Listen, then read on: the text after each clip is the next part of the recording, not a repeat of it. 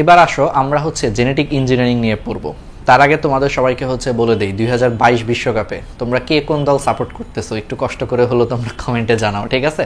ওকে, যেহেতু এই ক্লাসটা হচ্ছে বিশ্বকাপে ঠিক আগ দিয়ে নিচ্ছি আর 15 দিন পরে হচ্ছে ওয়ার্ল্ড কাপ, সো তোমরা কে কোন দল সাপোর্ট করতেছো একটু কষ্ট করে হলো তোমরা কমেন্টে জানাও, তাহলে ব্যাপারটা হচ্ছে অনেক এক্সাইটিং হবে, তাই না? আর অলরেডি তোমরা দেখতেই পাচ্ছ যে আমার জার্সি দেখেই বুঝতে পারতেছো যে আমি কোন দল হচ্ছে সাপোর্ট করি, ঠিক আছে? ওকে, তো চলো তাহলে আমরা ফার্স্টে শুরু করি। তাহলে জেনেটিক ইঞ্জিনিয়ারিং, আচ্ছা তাহলে প্রথমে জেনেটিক ইঞ্জিনিয়ারিং থেকে আজকে আমরা শুরু করবো। এর আগে আমরা হলো ফার্স্ট পার্ট পড়াইছি এই চ্যাপ্টারের, ঠিক আছে? এই চ্যাপ্টারের প্রথম অংশটা হলো অলরেডি ইউটিউবে আপলোড দেওয়া আছে, তোমরা দেখে নিও। আমাদের এই ভিডিওটার কমেন্ট সেকশনে বা এই ভিডিওটার ডেসক্রিপশন বক্সে তোমরা প্রথম ক্লাসের লিঙ্ক দেওয়া থাকবে, তোমরা দেখে নিও। তাহলে আমরা আমাদের আজকের ক্লাসটা শুরু করি। হ্যাঁ, আচ্ছা, তো প্রথম কথা হচ্ছে জেনেটিক ইঞ্জিনিয়ারিং। তো জেনেটিক ইঞ্জিনিয়ারিং কাকে বলে? ফার্স্টে সংজ্ঞাটা হচ্ছে আমরা একটু দেখি যে কোনো জীবকোষ থেকে কোনো সুনির্দিষ্ট জিন নিয়ে অন্য কোনো কোষে স্থাপন ও কর্মক্ষম করা বা নতুন বৈশিষ্ট্য সৃষ্টির জন্য কোনো জীবের ডিএনএতে পরিবর্তন ঘটানোকে জেনেটিক ইঞ্জিনিয়ারিং বা জিন প্রকৌশল বলা হয়। দ্যাট মিনস কোনো একটা জীবকোষ থেকে কোনো সুনির্দিষ্ট জিন নিয়ে অন্য কোনো একটা কোষে স্থাপন এবং সেই জিনটাকে কর্মক্ষম করা বা নতুন কোনো বৈশিষ্ট্য সৃষ্টির জন্য কোনো একটা কোষের ডিএনএতে পরিবর্তন ঘটানোটাকেই তোমার বলা হয় জেনেটিক ইঞ্জিনিয়ারিং বা জিন প্রকৌশল বলা হয়, ঠিক আছে? তো এখন এই জিন প্রকৌশল বা জেনেটিক ইঞ্জিনিয়ারিং এই শব্দটা প্রথম ইউজ করেছিলেন একজন সায়েন্স ফিকশন লেখক জ্যাক উইলিয়ামসন নামক একজন ভদ্রলোক প্রথম হচ্ছে এই জেনেটিক ইঞ্জিনিয়ারিং বা জিন প্রকৌশল শব্দটা হচ্ছে ইউজ করেছিলেন। জ্যাক উইলিয়ামসন, এমসিকিউ এর জন্য ইম্পর্টেন্ট, ঠিক আছে? তাহলে জ্যাক উইলিয়ামসন সায়েন্স ফিকশন লেখক, তিনি প্রথম তার ড্রাগনস আইল্যান্ড নামে একটা বই আছে, তার বিখ্যাত বই ড্রাগনস, ঠিক আছে? ড্রাগনস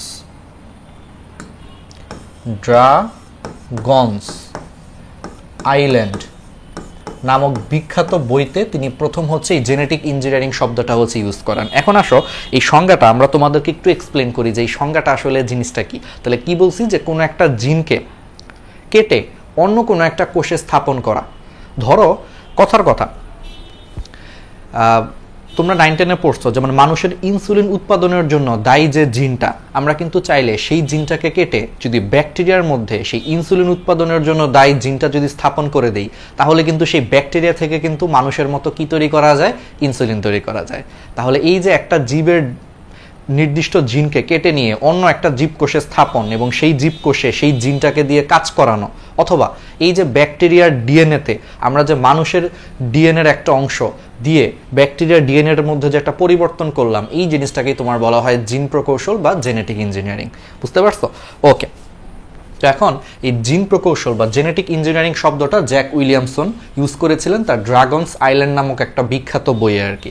আচ্ছা, এখন আসা হচ্ছে এই জেনেটিক ইঞ্জিনিয়ারিং বা জিন প্রকৌশলের মাধ্যমে যেই জীবের মধ্যে হচ্ছে তোমার জিনটাকে প্রবেশ করানো হয়, সেই জীবটাকে তোমার বলা হয় জিএমও, অর্থাৎ জেনেটিক্যালি মডিফাইড অর্গানিজম, বা এটাকে অনেক সময় জিইও অর্থাৎ জেনেটিক্যালি ইঞ্জিনিয়ার্ড অর্গানিজম বা ট্রান্সজেনিক অর্গানিজমও বলা হয়। অর্থাৎ জেনেটিক ইঞ্জিনিয়ারিং প্রযুক্তির মাধ্যমে এই যে ধরো আমরা মানুষের ইনসুলিন উৎপাদনের জন্য দায়ী জিনটাকে কেটে নিয়ে আমরা ব্যাকটেরিয়ার ডিএনএতে স্থাপন করছি, তাহলে সেই ব্যাকটেরিয়াটাকে তখন বলা হবে জিএমও, মানে জেনেটিক্যালি এটাকে আমরা মডিফাই করছি। ব্যাকটেরিয়ার যে ডিএনএটা ছিল সেটাকে আমরা একটু চেঞ্জ করে তার সাথে মানুষের ডিএনএটাও ঢুকায় দিয়েছি, এই জন্য তখন সেই ব্যাকটেরিয়াটাকে বলা হবে জেনেটিক্যালি মডিফাইড মানে কোনো কিছুকে পরিবর্তন করা, চেঞ্জ করা। তাহলে এখন ব্যাকটেরিয়াটা কিন্তু একটু চেঞ্জ হয়ে গেছে, ওর যে ডিএনএটা ছিল এখন কিন্তু সেই ডিএনএর মধ্যে একটু চেঞ্জ আসছে, তার মানে একটু মডিফাইড হয়েছে ব্যাকটেরিয়াটা, এই জন্য তখন সেটারে বলা হবে জেনেটিক্যালি মডিফাইড অর্গানিজম বা জেনেটিক্যালি ইঞ্জিনিয়ার্ড অর্গানিজম বলা হয়, বা অনেক সময় ট্রান্সজেনিক অর্গানিজম বা শুধু ট্রান্সজেনিক্সও বলা হয়। এখন এই জেনেটিক ইঞ্জিনিয়ারিং বা জিন প্রকৌশল বিদ্যার মাধ্যমে ধরে নাও মানুষের ইনসুলিন উৎপাদনের জন্য দায়ী, মনে করো এই জিনটা হচ্ছে মানুষের ইনসুলিন উৎপাদনের জন্য দায়ী। এখন এই জিনটাকে যদি আমি ব্যাকটেরিয়ার ডিএনএর সাথে যদি লাগায়া দিই, ধরো এই জিনটা আমি অন্য কালার দিয়ে দেখাই, ধরো এই জিনটা হচ্ছে লাল আর এই হলুদ জিনটা হচ্ছে ব্যাকটেরিয়ার জিন, তাহলে জেনেটিক প্রকৌশল বিদ্যার মাধ্যমে অন্য কোনো একটা জীবের জিনকে বা অন্য কোনো একটা জীবের ডিএনএর কোনো একটা অংশকে যদি আমি নতুন আরেকটা ডিএনএর সাথে যদি যুক্ত করে দেই, তাহলে এই যে ডিএনএর মধ্যে যে একটা চেঞ্জ আসলো, তখন সেই ডিএনএটাকে তোমার বলা হবে রিকম্বিনেন্ট ডিএনএ। তাহলে রিকম্বিনেন্ট ডিএনএটা কি? জেনেটিক প্রকৌশল বিদ্যার মাধ্যমে কোনো একটা জীবের ডিএনএ কে যদি অন্য আরেকটা জীবের ডিএনএ এর সাথে জোড়া লাগিয়ে দেওয়া হয়, তাহলে এই যে একটা ভিন্ন মিশ্র প্রকৃতির একটা ডিএনএ পাওয়া গেল, সেই ডিএনএটাকেই তখন তোমার বলা হয় রিকম্বিনেন্ট ডিএনএ। তখন এই ডিএনএটাকে কি বলা হয়? Recombinant DNA. বুঝতে পারছো? রিকম্বিনেন্ট ডিএনএ বলা হয়। তাহলে কি ব্যাপারটা ক্লিয়ার? তাহলে রিকম্বিনেন্ট ডিএনএটা কি? যেমন একটা এক্সাম্পল দিয়ে বোঝায়, মানুষের ইনসুলিন উৎপাদনের জন্য দায়ী যে জিনটা, সেই জিনটাকে কেটে মনে করো ব্যাকটেরিয়ার ডিএনএর সাথে আমি যুক্ত করে দিলাম, তাহলে ব্যাকটেরিয়ার ডিএনএটা এখন কি হয়ে গেছে? মিক্সড হয়ে গেল না? যে সেখানে কিছু অংশ ব্যাকটেরিয়ার ডিএনএ আছে, কিছু অংশ মানুষের ডিএনএ আছে। তাহলে এরকম মিক্সড বা সংকর ডিএনএটাকেই তখন কি বলা হবে? Recombinant DNA. রিকম্বিনেন্ট মানে হচ্ছে নতুনভাবে মিশ্রিত হয়েছে, কম্বিনেন্ট মানে হচ্ছে মিশানো বা বিন্যাস করা বা সাজানো। কম্বিনেন্ট কথাটা আসছে কম্বিনেশন থেকে,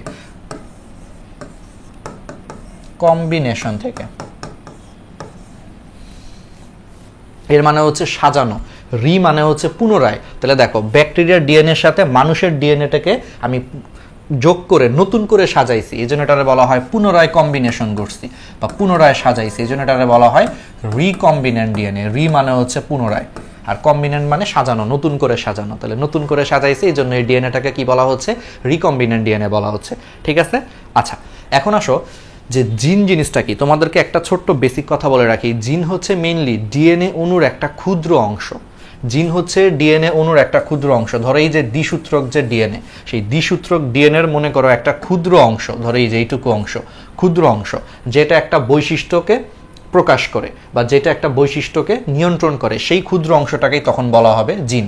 যেমন ধরো হচ্ছে ডিএনএর এইটুকু অংশ, এই অংশটার জন্য আমাদের চুলের কালার মনে করো কালো হয়, তাহলে এই যে ডিএনএর এই ক্ষুদ্র অংশটা আমাদের একটা বৈশিষ্ট্যকে নিয়ন্ত্রণ করতেছে বা আমাদের একটা বৈশিষ্ট্যকে প্রকাশ করতেছে, তাহলে সেই ক্ষুদ্র অংশটাকে বলা হবে জিন।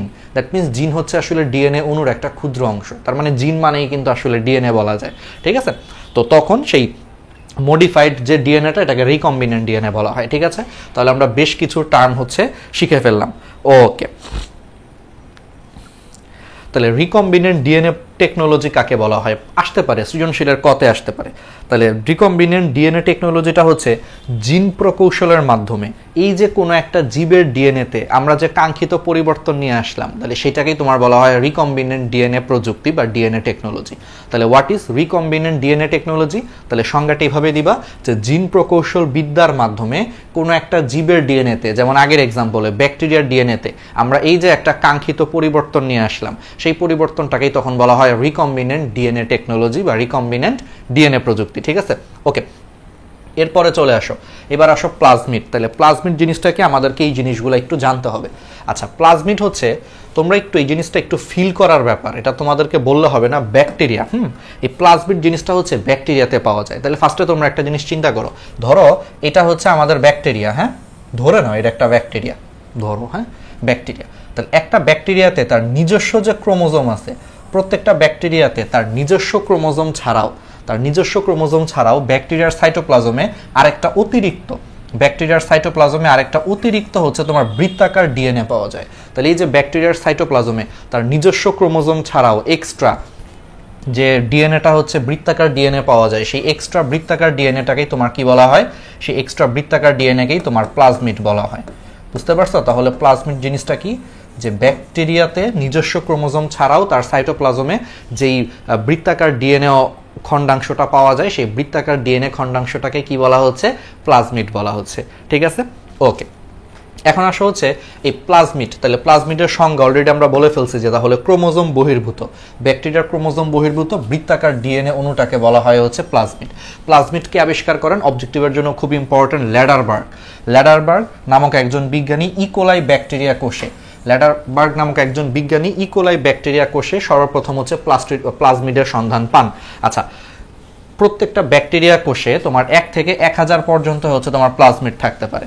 আর প্লাজমিড মেইনলি তোমার কোথায় পাওয়া যায়? ব্যাকটেরিয়া এবং ইস্টে হচ্ছে মেইনলি প্লাজমিড পাওয়া যায়। আচ্ছা, প্লাজমিডের আণবিক ওজন কত? 10⁶ থেকে 200 × 10⁶ ডাল্টন। আচ্ছা, ডাল্টনটা কি? ডাল্টন হচ্ছে, এই জিনিসটা তোমরা কেমিস্ট্রিতে পড়বা, যে কেমিস্ট্রিতে মনে আছে তোমরা একটা জিনিস পড়ছিলা, একটা কার্বন 12 পরমাণুর ভরের 12 ভাগের 1 অংশ পড়ছো না? যে তোমার পারমাণবিক ভরের সংজ্ঞা পড়ার সময় পড়ছো যে কোনো একটা নির্দিষ্ট পরমাণুর ভর একটা কার্বন 12 পরমাণুর ভরের 12/1 তুলনায় কত গুণ, সেটাকেই পারমাণবিক ভর বলে। এরকম একটা সংজ্ঞা তোমরা 9 10-এ পড়ে আসছো। তাহলে এই যে একটা জিনিস যে পড়ছিলাম যে একটা কার্বন 12 পরমাণুর ভরের 12/1, আমি আবার বলি কার্বন 12, দেখছো আমরা কত সুন্দর করে ধরে ধরে বেসিক ক্লিয়ার করে পড়াচ্ছি। তাহলে কার্বন 12 পরমাণুর ভরের, কার্বন 12 পরমাণুর ভরের 1/12, এটাকেই তোমার হচ্ছে 1 ডাল্টন বলা হয়। বুঝতে পারছো? তাহলে একটা কার্বন 12 পরমাণুর ভরের 1/12 কি বলা হচ্ছে? 1 ডাল্টন বলা হচ্ছে। এই এককটারে বলা হয় 1 ডাল্টন। 1 ডাল্টনের মান হচ্ছে 1.6605 ইন্টু 10⁻⁻24 গ্রাম। 1 ডাল্টন মানে হচ্ছে 1.6605 ইন্টু 10⁻⁻24 গ্রাম। সো ডাল্টন হচ্ছে তোমার একটা পরমাণুর ভর, তারপরে ডিএনএর ভর, প্লাজমিডের ভর, এগুলা পরিমাপের জন্য হচ্ছে ডাল্টন এককটা ব্যবহৃত হয়, কারণ এই এককটা অনেক ক্ষুদ্র একটা একক। সো এই জন্য ক্ষুদ্র জিনিস পরিমাপের ক্ষেত্রে এই ডাল্টনটা হচ্ছে ব্যবহৃত হয়। ঠিক আছে, আজান দিচ্ছে, তাহলে আমরা একটা কাজ করি, আজানের জন্য হচ্ছে 1 মিনিট ব্রেক নিয়ে আমরা আজানের পরে হচ্ছে বাকিটা কন্টিনিউ করি। ঠিক আছে, ওকে।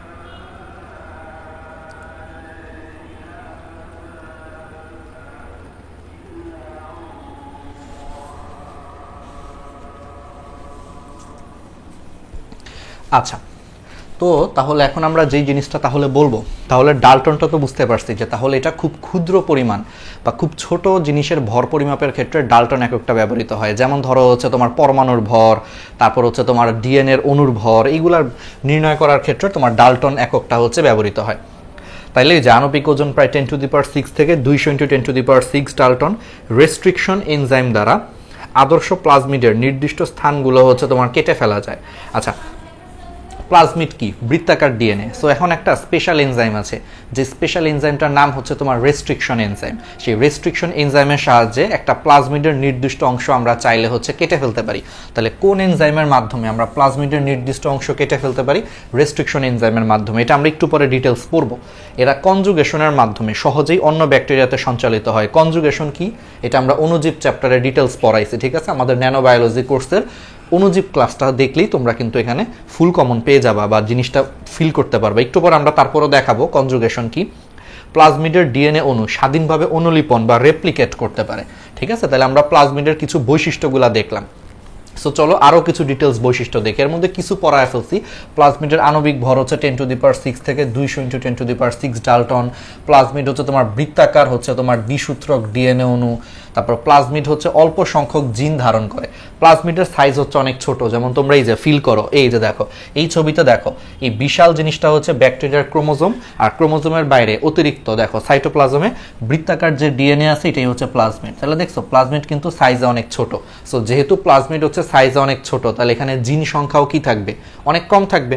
এই জন্য প্লাজমিডে হচ্ছে অল্প সংখ্যক জিন ধারণ করে থাকে। তারপর ওই যে বলছিলাম রেস্ট্রিকশন এনজাইম দ্বারা আদর্শ প্লাজমিডের নির্দিষ্ট স্থানগুলো হচ্ছে কেটে ফেলা যায়, আমরা পড়বো একটু পরে রেস্ট্রিকশন এনজাইম। এটা কনজুগেশনের মাধ্যমে সহজেই প্লাজমিডগুলো অন্য ব্যাকটেরিয়াতে সঞ্চালিত হতে পারে। আচ্ছা, কনজুগেশন জিনিসটাকে আমি তোমাদেরকে একটু ফিল করাই। দেখো এই যে এটা হচ্ছে দাতা ব্যাকটেরিয়া, এটা হচ্ছে গ্রহিতা ব্যাকটেরিয়া। মাঝে মাঝে কি হয়, পাশাপাশি দুইটা ব্যাকটেরিয়ার মধ্যে একটা কনজুগেশন নালীপথ তৈরি হয়। দেখো এই যে একটা কনজুগেশন নালীপথ তৈরি হচ্ছে এবং সেই কনজুগেশন নালীপথের মাধ্যমে দাতা ব্যাকটেরিয়া থেকে, এটা হচ্ছে দাতা ডোনার, দাতা ব্যাকটেরিয়া থেকে গ্রহিতা ব্যাকটেরিয়ার দিকে তোমার হচ্ছে প্লাজমিডের স্থানান্তর হতে পারে। তাহলে বুঝতে পারছো, তাহলে মাঝে মাঝে কি হয়, পাশাপাশি দুইটা ব্যাকটেরিয়ার মধ্যে একটা এরকম কনজুগেশন নালীপথ তৈরি হয়। সেই কনজুগেশন নালীপথের মাধ্যমে দেখো দাতা থেকে গ্রহিতার দিকে দেখো এই যে বৃত্তাকার ডিএনএ অণুটা চলে যাচ্ছে, অর্থাৎ প্লাজমিড চলে যাচ্ছে। এটাই বলা হয়েছে যে কনজুগেশন নালীপথের মাধ্যমে দাতা থেকে গ্রহিতার দিকে প্লাজমিড অণুর হচ্ছে তোমার কি হতে পারে, স্থানান্তর হতে পারে। এই নালীটারে বলা হয় কনজুগেশন নালী। ঠিক আছে, ব্যাপারটা অনেক ফানি না, মানে দেখে অনেক হাসতে হাসতে অবস্থা খারাপ হয়ে গেছে না, একটা ফানি আর কি। আচ্ছা, ফিল করতে পারতেছো আশা করি। তাহলে কনজুগেশনের মাধ্যমে প্লাজমিড সহজেই অন্য ব্যাকটেরিয়াতে স্থানান্তরিত হতে পারে। আবার কোনো প্লাজমিডের জিন, ঠিক আছে, বিশেষ ধরনের রাসায়নিক বস্তু সংশ্লেষণ করতে পারে। কোনো প্লাজমিডের হচ্ছে তোমার জিনগুলা কি করতে পারে, বিশেষ ধরনের রাসায়নিক বস্তু হচ্ছে তোমার সংশ্লেষণ করতে পারে, যেমন কলিসিন, ভিব্রিওসিন। এই জিনিসগুলা কি আমরা একটু দেখার চেষ্টা করতেছি। চলো, এই যে এটা দেখার আগে তোমাদেরকে একটা জিনিস বলে দিই, রেস্ট্রিকশন এনজাইমের কথা বলছিলাম না, যে রেস্ট্রিকশন এনজাইমের কাজটা কি। রেস্ট্রিকশন এনজাইম কি করে দেখো, এই যে এটা হচ্ছে তোমার বৃত্তাকার ডিএনএ, তার মানে এটা হচ্ছে তোমার প্লাজমিড। তাহলে রেস্ট্রিকশন এনজাইম কি করে দেখো, প্লাজমিডের একটা নির্দিষ্ট স্থান হচ্ছে সে কেটে ফেলতে পারে। দেখছো এই যে রেস্ট্রিকশন এনজাইম প্রয়োগ করে, এই যে দেখো রেস্ট্রিকশন এনজাইম প্রয়োগ করে প্লাজমিডের নির্দিষ্ট স্থান হচ্ছে আমরা কেটে ফেলতে পারি। ওকে, এখন আসা হচ্ছে কলিসিন কি, ভিব্রিওসিন কি, এইগুলো আমরা একটু ডিটেলস পড়ার চেষ্টা করি। তার আগে আমরা হচ্ছে যে একটু প্লাজমিডের প্রকারভেদ সম্পর্কে জানার চেষ্টা করব। তাহলে প্রথম কথা হচ্ছে প্লাজমিডকে, ঠিক আছে, মোটামুটি হচ্ছে তোমার 3 ভাগে ভাগ করা যায়। তাহলে প্লাজমিড মোটামুটি কত প্রকার, প্লাজমিড মোটামুটি হচ্ছে তোমার 3 প্রকার, মাথায় রাখো। তাহলে প্লাজমিড হচ্ছে তোমার মোটামুটি হচ্ছে তোমার 3 প্রকার। তো 3 প্রকারের মধ্যে প্রথম প্রকারটা হচ্ছে এফ এবং এফ প্রাইম প্লাজমিড। তাহলে প্লাজমিড হচ্ছে তোমার মোটামুটি 3 প্রকার, এর মধ্যে প্রথম প্রকারটা হচ্ছে এফ এবং এফ প্রাইম প্লাজমিড। এফ এবং F prime plasmid, F for fertility, F for fertility, fertility মানে এগুলো বংশবৃদ্ধিতে হেল্প করে। ঠিক আছে, ফার্টিলিটি মানে হচ্ছে বংশবৃদ্ধি। তাহলে এফ প্লাজমিডগুলো হচ্ছে ব্যাকটেরিয়ার বংশবৃদ্ধিতে হচ্ছে হেল্প করে। তাহলে এফ এবং এফ প্রাইম প্লাজমিড কি করে, এরা ব্যাকটেরিয়ার দেহে পিলি তৈরি করে। পিলি হচ্ছে এক ধরনের চুলের মতো, পিলি হচ্ছে এক ধরনের চুলের মতো সরু ছোট শক্ত উপাঙ্গ,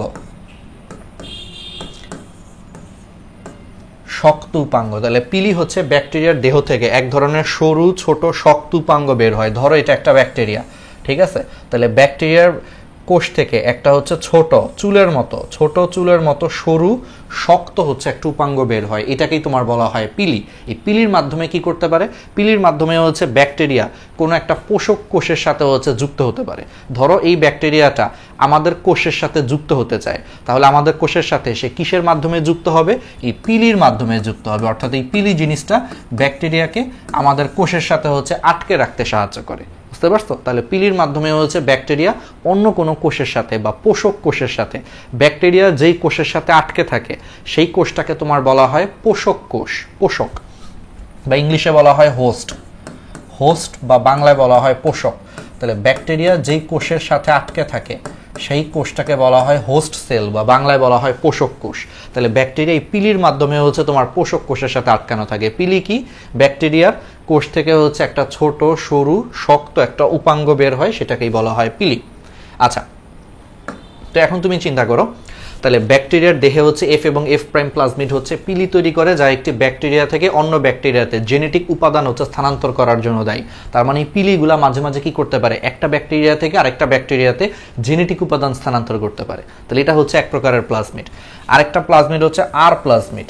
এই আর প্লাজমিডগুলা হচ্ছে, এই আর প্লাজমিড হচ্ছে এর মধ্যে একটা প্লাজমিডের নাম হচ্ছে R6 প্লাজমিড। এই R6 প্লাজমিড হচ্ছে তোমার 6টা গুরুত্বপূর্ণ অ্যান্টিবায়োটিক প্রতিরোধ ক্ষমতা সম্পন্ন। তার মানে ব্যাকটেরিয়ার দেহে এক ধরনের প্লাজমিড আছে যেগুলো হচ্ছে R6 প্লাজমিড, যেগুলা 6টা গুরুত্বপূর্ণ অ্যান্টিবায়োটিক ওষুধের বিরুদ্ধে প্রতিরোধ ক্ষমতা সম্পন্ন। এবং এই R প্লাজমিডগুলো আমাদের জন্য হচ্ছে অনেক দুঃখজনক একটা জিনিস। কেন আমাদের জন্য দুঃখজনক জিনিস? দেখো, ধরো এই ব্যাকটেরিয়ার যে প্লাজমিডটা ধরে নাও সেটা হচ্ছে R6 প্লাজমিড। তাহলে R6 প্লাজমিডের বৈশিষ্ট্য কি? এখানে 6টা গুরুত্বপূর্ণ অ্যান্টিবায়োটিক প্রতিরোধকারী হচ্ছে বৈশিষ্ট্য আছে। সো এই R6 প্লাজমিডগুলো যদি কনজুগেশন নালীর মাধ্যমে এক ব্যাকটেরিয়া থেকে আরেক ব্যাকটেরিয়াতে চলে যায়, তাহলে এই প্লাজমিডটা যেই ব্যাকটেরিয়াতে যাবে সেই ব্যাকটেরিয়াটাও কিন্তু একটু পরে কি হয়ে যাবে? অ্যান্টিবায়োটিক প্রতিরোধী হচ্ছে ব্যাকটেরিয়া হয়ে যাবে। মানে ব্যাপারটা চিন্তা করো, ধরো আমাদের ইম্পর্টেন্ট কয়েকটা অ্যান্টিবায়োটিকের নাম তুমি চিন্তা করো। ধরো কথার কথা কি কি হতে পারে? পেনিসিলিন, ভ্যানকোমাইসিন, কিছু কিছু ওষুধ আছে অ্যান্টিবায়োটিক, মেডিকেলে উঠলে তোমরা এগুলা পড়বা। তো সেই অ্যান্টিবায়োটিক ওষুধগুলো কি করে? ব্যাকটেরিয়াকে ধ্বংস করে ফেলে। কিন্তু দুঃখজনক হচ্ছে এই R6 প্লাজমিড যেই ব্যাকটেরিয়াতে থাকে তারা এরকম 6টা গুরুত্বপূর্ণ অ্যান্টিবায়োটিকের বিরুদ্ধে প্রতিরোধ ব্যবস্থা গড়ে তুলতে পারে। সো এই R6 প্লাজমিড যদি কোনো কারণে কনজুগেশনের মাধ্যমে এক ব্যাকটেরিয়া থেকে আরেক ব্যাকটেরিয়াতে চলে যায়, তাহলে যেই ব্যাকটেরিয়াটা আগে অ্যান্টিবায়োটিক দ্বারা ধ্বংস হয়ে যাইতো সেই ব্যাকটেরিয়াতেও যদি এখন প্লাজমিড চলে যায়, তাহলে R6 প্লাজমিড চলে যায়, তাহলে এখন এই ব্যাকটেরিয়াটাও কিন্তু অ্যান্টিবায়োটিক প্রতিরোধ ক্ষমতা সম্পন্ন হয়ে যাবে। তাহলে ব্যাপারটা কি তুমি চিন্তা করতে পারতেছো? এভাবেই কিন্তু ব্যাকটেরিয়াগুলো কি করে, আমাদের প্রচলিত যে অ্যান্টিবায়োটিক ওষুধ আছে সেই অ্যান্টিবায়োটিক ওষুধের বিরুদ্ধে কিন্তু আস্তে আস্তে ব্যাকটেরিয়াগুলো প্রতিরোধ ক্ষমতা সম্পন্ন হয়ে গেছে। মনে করো এর বিরুদ্ধে অ্যান্টিবায়োটিক কোনো কাজই করতে পারে না, তাহলে এখন এর মধ্যে যে R6 প্লাজমিড আছে সেটা যদি কোনো কারণে কনজুগেশন নালীর মাধ্যমে এই ব্যাকটেরিয়াতে চলে যায়, দেখবে এই ব্যাকটেরিয়ার উপরও আর তোমার কোনো ধরনের অ্যান্টিবায়োটিক কাজ করতেছে না। এভাবে কিন্তু ব্যাকটেরিয়াগুলো আস্তে আস্তে কি হচ্ছে? অ্যান্টিবায়োটিক প্রতিরোধ ক্ষমতা সম্পন্ন হয়ে যাচ্ছে। সো এই R6 প্লাজমিড কিন্তু আমাদের জন্য ক্ষতিকর, কারণ এটা যত বেশি ছড়ায় যাবে এই প্লাজমিডগুলো আমাদের জন্য তত সমস্যা, তত বেশি দেখবা যে ব্যাকটেরিয়ার উপরে কোনো ওষুধ কাজ করতেছে না, ফলে আমরা সহজেই ইনফেকশন হয়ে কিন্তু মারা যেতে পারি। বুঝছো? তাহলে এই জিনিসটা একটু মনে রাখতে হবে। আচ্ছা, সাথে আর কি আছে? কোল প্লাজমিড। আচ্ছা, কোল প্লাজমিড হচ্ছে কিছু কিছু ব্যাকটেরিয়াতে কোলিসিন, কিছু কিছু ব্যাকটেরিয়ার যে প্লাজমিড আছে, কিছু কিছু ব্যাকটেরিয়ার প্লাজমিডে হচ্ছে কোলিসিন নামক এক ধরনের রাসায়নিক পদার্থ উৎপাদনকারী হচ্ছে জিন থাকে। ওই প্লাজমিডগুলোরে তোমার বলা হয় কোল প্লাজমিড। তাহলে যেই কোল প্লাজমিডে মানে যেই প্লাজমিডে কোলিসিন উৎপাদনকারী হচ্ছে জিন থাকে সেই প্লাজমিডগুলোকে তোমার বলা হয় কোল প্লাজমিড। আর এই কোলিসিন কি? এই কোলিসিন হচ্ছে তোমার ইকোলাই নামক একটা ব্যাকটেরিয়াকে ধ্বংস করতে পারে। এই কোলিসিন পদার্থটা ইকোলাই নামে হচ্ছে একটা ব্যাকটেরিয়াকে ধ্বংস করতে পারে। দেখো নামের মধ্যে মিল আছে, কোলাই, এটার নাম হচ্ছে কোলিসিন। ঠিক আছে? আবার সেমভাবে কিছু কিছু ব্যাকটেরিয়ার প্লাজমিডে ভিব্রিওসিন উৎপাদনকারী হচ্ছে তোমার জিন থাকে। এখন কিছু কিছু ব্যাকটেরিয়ার প্লাজমিডে ভিব্রিওসিন উৎপাদনকারী জিন থাকে। এখন ভিব্রিওসিন কি? এই ভিব্রিওসিন হচ্ছে এক ধরনের রাসায়নিক পদার্থ যেটা সংবেদনশীল ভিব্রিও কলেরা কোষকে ধ্বংস করে দেয়। তাহলে ভিব্রিওসিন হচ্ছে তোমার সংবেদনশীল ভিব্রিও কলেরাকে হচ্ছে তোমার ধ্বংস করে দেয়। বলতো ভিব্রিও কলেরা এটার মাধ্যমে কোন রোগ হয়? কলেরা রোগ হয়, মানে যেটা আমরা সহজ ভাষায় হচ্ছে ডায়রিয়া বলি আর কি। তাহলে ভিব্রিও কলেরার মাধ্যমে কিন্তু কলেরা বা ডায়রিয়া রোগ হচ্ছে। তাহলে সেই ভিব্রিও কলেরাকে ধ্বংসকারী রাসায়নিক পদার্থের নাম কি? ভিব্রিওসিন। তাহলে কোনো কোনো ব্যাকটেরিয়ার প্লাজমিড কিন্তু ভিব্রিওসিন উৎপাদন করে, ফলে সেই ব্যাকটেরিয়াগুলো কিন্তু আমাদের অনেক কাজে লাগে। কেন? কারণ সেই ব্যাকটেরিয়ার প্লাজমিড থেকে আমরা কি তৈরি করি? ভিব্রিওসিন তৈরি করি। যেই ভিব্রিওসিনটা হচ্ছে ভিব্রিও কলেরাকে ধ্বংস করে দেওয়ার মাধ্যমে কলেরার আক্রমণ থেকে আমাদেরকে রক্ষা করতে সাহায্য করে। বুঝতে পারছো? তাহলে এটা কিন্তু আমাদের জন্য উপকারী। তাহলে যেই ব্যাকটেরিয়ার প্লাজমিডগুলো ভিব্রিওসিন উৎপাদন করে সেখান থেকে ভিব্রিওসিন কালেক্ট করে আমরা কিন্তু চাইলে ভিব্রিও কলেরাকে ধ্বংস করে দিয়ে কলেরার হাত থেকে কিন্তু বাঁচতে পারি। ঠিক আছে? তাহলে এগুলো হচ্ছে বিভিন্ন ধরনের হচ্ছে তোমার প্লাজমিড। এখন আসা হচ্ছে প্লাজমিড কোথায় কোথায় ইউজ করা হয়। ভাই প্লাজমিড খুবই খুবই খুবই ইম্পর্টেন্ট। রিকম্বিনেন্ট যে ডিএনএ টেকনোলজি বলো, তারপর জেনেটিক ইঞ্জিনিয়ারিং বলো, জিন ক্লোনিং বলো, তাহলে জিন ক্লোনিং, রিকম্বিনেন্ট ডিএনএ টেকনোলজি, তারপরে জেনেটিক ইঞ্জিনিয়ারিং, এই সমস্ত কাজে হচ্ছে প্লাজমিড হচ্ছে অত্যন্ত উপযোগী বাহক হিসেবে কাজ করে। তাহলে জেনেটিক ইঞ্জিনিয়ারিং, জিন ক্লোনিং ইত্যাদি কাজে হচ্ছে প্লাজমিড কি করে? অত্যন্ত গুরুত্বপূর্ণ বাহক হিসেবে হচ্ছে কাজ করে। ওকে, তাহলে আমরা এই জিনিসগুলো জানলাম। এখন আসা হচ্ছে রেস্ট্রিকশন এনজাইম। আচ্ছা, এইবার আসো সবচেয়ে ইম্পর্টেন্ট জিনিস, রেস্ট্রিকশন এনজাইম জিনিসটা কি? রেস্ট্রিকশন এনজাইম হচ্ছে এটার একটা রেস্ট্রিকশন এনজাইম। ফার্স্ট কথা হইলো এই এনজাইমটা প্রয়োগ করে ডিএনএ অণুর নির্দিষ্ট সিকোয়েন্সের একটি অংশ হচ্ছে তোমার কেটে নেওয়া যায়। সাধারণত এই রেস্ট্রিকশন এনজাইম ইউজ করে 4 থেকে 6 জোড়া বেজ অংশ হচ্ছে তোমার কেটে নেওয়া যায়। আচ্ছা, জিনিসটাকে আমি তোমাদেরকে একটু বোঝানোর চেষ্টা করি। এই যে দেখো, ধরো আমরা তো জানি যে ডিএনএ কি, দ্বিসূত্রক ডিএনএ। আচ্ছা, তোমাদেরকে একটা ছবি আঁকি তাহলে বুঝতে পারবা। তাহলে এই যে ধরো একটা ডিএনএ হচ্ছে তোমার দ্বিসূত্রক, তাহলে সেই দ্বিসূত্রক ডিএনএতে আমরা জানি যে ডিএনএর প্রত্যেকটা সুতার মধ্যে নাইট্রোজেন ঘটিত ক্ষারকগুলার কিন্তু একটা সিরিয়াল থাকে। সাপোজ এই সুতাতে মনে করো এখানে অ্যাডেনিন আছে, তার নিচে মনে করো আরেকটা অ্যাডেনিন আছে, তার নিচে মনে করো থায়ামিন আছে, তার নিচে মনে করো আরেকটা থায়ামিন আছে, তার নিচে মনে করো গুয়ানিন আছে, সাইটোসিন আছে। তাহলে এই যে ডিএনএ অণুতে প্রত্যেকটা সুতার মধ্যে নাইট্রোজেন ঘটিত ক্ষারকগুলার যে একটা সিরিয়াল আছে বা একটা সুনির্দিষ্ট বিন্যাস আছে, তাইলে রেস্ট্রিকশন এনজাইম কি করে, এরকম একটা সুনির্দিষ্ট সিরিয়ালকে হচ্ছে তোমার কেটে দিতে পারে। সেরকম একটা সুনির্দিষ্ট সিরিয়ালকে সে কি করতে পারে, কেটে দিতে পারে। যেমন দেখো, যেমন তুমি চিন্তা করো, যেমন হিন্ড 3 নামে এক ধরনের রেস্ট্রিকশন এনজাইম আছে, যে রেস্ট্রিকশন এনজাইম যখন এই যে AGCTT থাকে, AGCTT স্পেশাল যখন এই সিরিয়ালটা থাকে, সেই সিরিয়ালটাকে হচ্ছে কেটে দিতে পারে। কাহিনী তার মানে বুঝতে পারতেছো রেস্ট্রিকশন এনজাইম কি করে, ডিএনএ অণুর যে নাইট্রোজেন ঘটিত ক্ষারকগুলোর যে সিরিয়াল, এর মধ্যে একটা নির্দিষ্ট সিরিয়ালকে সে কাটতে পারে। যেমন HIND-3 নামে একটা রেস্ট্রিকশন এনজাইম আছে, যারা হচ্ছে AGCTT এই সিরিয়ালটাকে সে কেটে দিতে পারে। যেমন দেখো, এই যে এখানে হচ্ছে দ্বিসূত্রক ডিএনএ ছিল, দুইটা সুতা ছিল, দেখো সেই বরাবর হচ্ছে কেটে ফেলছে। এই বরাবর কেটে ফেলার ফলে সে সুতাগুলারে হচ্ছে আলাদা করে ফেলছে বা জিনিসগুলোকে হচ্ছে কেটে ফেলছে। এটাই কাহিনী। এখন HIND-3 কোন সিরিয়ালটাকে হচ্ছে কাটে, এটা কখনো পরীক্ষায় আসবে না, জাস্ট তোমাদেরকে বলার জন্য। যেমন আরেক ধরনের আছে PSTL রেস্ট্রিকশন এনজাইম, এটা সবসময় হচ্ছে দেখো ACGTC এই সিরিয়ালটাকে হচ্ছে কাটতে পারে।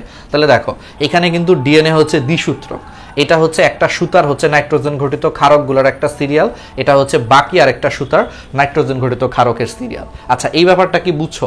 আচ্ছা, এই ব্যাপারটা যারা বুঝো নাই তাদেরকে আমি একটু কষ্ট করে হচ্ছে ডিএনএ স্ট্রাকচারটা বলি, তাহলে তোমরা বুঝতে পারবা। ডিএনএ কি, দ্বিসূত্রক না? সো দ্বিসূত্রকের মধ্যে ধরে নাও তোমার এই সূত্রকের সিরিয়ালটা হচ্ছে পরপর দুইটা অ্যাডেনিন আছে, তাহলে থায়ামিন আছে, ধরে নাও, হ্যাঁ, গুয়ানিন আছে।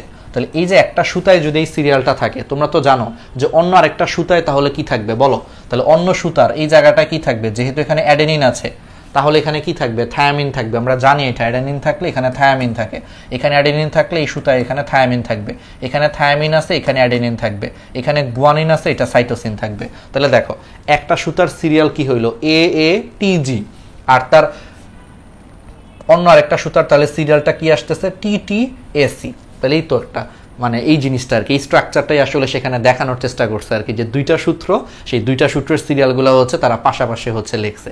আর বলতো ডিএনএর দুইটা সূত্র একটা আরেকটার কি বলতো, কমপ্লিমেন্টারি বা পরিপূরক, এটা একটু মাথায় রাখো। তাহলে ডিএনএর যে দুইটা সূত্র, সেই দুইটা সূত্র হচ্ছে একটা আরেকটার পরিপূরক বা কমপ্লিমেন্টারি। আর যাদের এই ডিএনএর স্ট্রাকচার নিয়ে প্রবলেম আছে, ডিএনএ রেপ্লিকেশন নিয়ে প্রবলেম আছে, তারা কিন্তু আমাদের কোষ ও কোষের গঠন এর লাস্টের লেকচারটা করবা, ন্যানোবায়োলজি কোর্সে ফ্রিতে দেওয়া আছে প্লেলিস্টে, অবশ্যই করবা। তাহলে এটাকে তোমার বলা হয় পরিপূরক, বা কি ধরনের জিন বলা হচ্ছে, কমপ্লিমেন্টারি মানে বলা হচ্ছে। তাহলে পরিপূরক বা কমপ্লিমেন্টারি সুতা বলা হচ্ছে। তাহলে ডিএনএর যে দুইটা সুতা, সেই দুইটা সুতা কিন্তু একটা আরেকটার উল্টা বা একটা আরেকটার বিপরীত। এই জন্য ডিএনএর দুইটা সুতাকে একটা আরেকটার হচ্ছে তোমার পরিপূরক বা কমপ্লিমেন্টারি সুতা বলা হয়। ঠিক আছে, ওকে। তাহলে দেখো একটা সুতার সিরিয়াল যদি দেখো CTGCAG হয়, তাহলে আরেকটা সুতার সিরিয়াল হবে দেখো সি এর বদলে জি, থায়ামিন থাকলে অ্যাডেনিন, গুয়ানিন থাকলে সাইটোসিন, সাইটোসিন থাকলে গুয়ানিন, অ্যাডেনিন থাকলে থায়ামিন। এই সিরিয়ালটাই হচ্ছে তারা দেখানোর চেষ্টা করছে। সো PSTL এই রেস্ট্রিকশন এনজাইমটা হচ্ছে এইরকম সিরিয়াল থাকলে সেটাকে কেটে হচ্ছে আলাদা করতে পারে। এই যে আবার দেখো EcoRV, এটা হচ্ছে আরেক ধরনের হচ্ছে রেস্ট্রিকশন এনজাইম, এটা দেখো এই বরাবর কাটতে পারে। এই যে এইরকম একটা সিরিয়াল থাকলে সে মাঝখান বরাবর হচ্ছে সে কাটতে পারে, কেটে সে দেখো দুইটা জিনিসকে আলাদা করতেছে। মানে সোজা বাংলায় হচ্ছে রেস্ট্রিকশন এনজাইম তোমার মোটামুটি 2 থেকে 4 জোড়া বা 4 থেকে 6 জোড়া বেজ অংশ হচ্ছে কেটে থাকে। জোড়া কেন বলা হচ্ছে, কারণ দেখো নাইট্রোজেন ঘটিত ক্ষারকগুলা কিন্তু জোড়ায় জোড়ায় থাকে। ওই যে একটু আগের ছবি খেয়াল করো, যে এখানে অ্যাডেনিন থাকলে এই জোড়াতে থাকবে হচ্ছে থায়ামিন, এখানে থায়ামিন থাকলে এই জোড়ায় থাকবে হচ্ছে অ্যাডেনিন, তাহলে এটা জোড়ায় জোড়ায় থাকে। তো জোড়াগুলারে হচ্ছে কাটতে পারে রেস্ট্রিকশন এনজাইম। আচ্ছা, এখন রেস্ট্রিকশন এনজাইম কেমনে কাটে?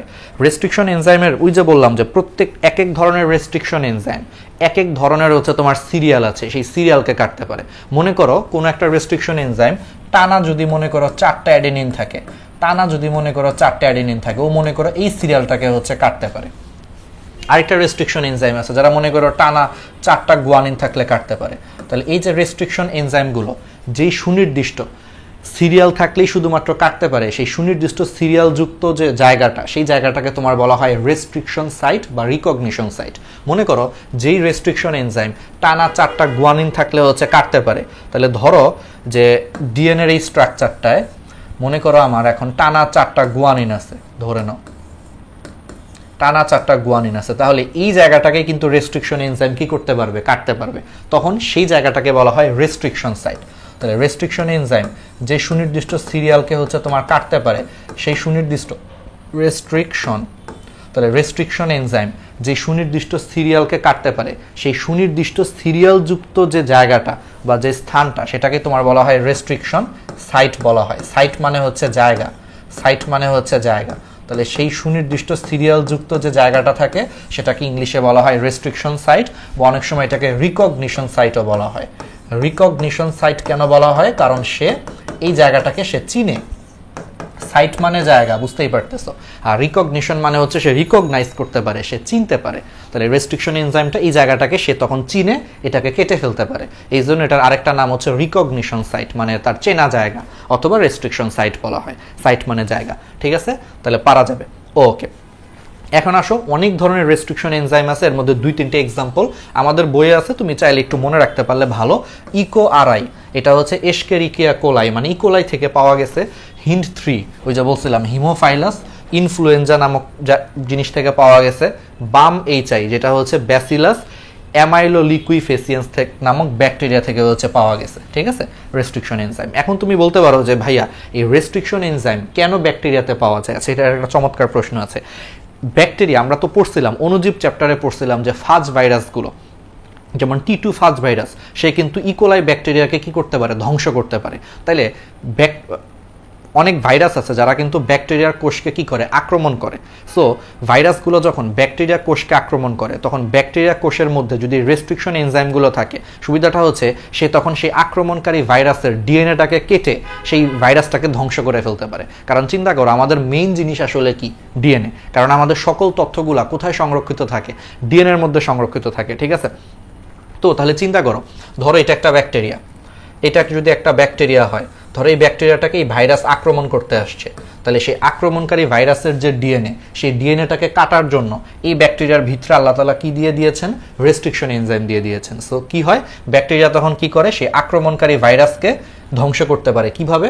তার মধ্যে যে রেস্ট্রিকশন এনজাইম আছে, সেই রেস্ট্রিকশন এনজাইমটাকে ইউজ করে আক্রমণকারী ভাইরাসের হচ্ছে ডিএনএটাকে এরকম কেটে ফেলতে পারে। কাটলে তো ওর ডিএনএ কাটা গেছে, তাহলে তো ভাইরাসটা তো আর বাঁচতে পারবে না। সো এইভাবে আক্রমণকারী ভাইরাসের হাত থেকে হচ্ছে রক্ষা করার জন্য রেস্ট্রিকশন এনজাইমটা হচ্ছে ব্যাকটেরিয়াকে হেল্প করে। এই জন্য ব্যাকটেরিয়াতে হচ্ছে রেস্ট্রিকশন এনজাইম আছে।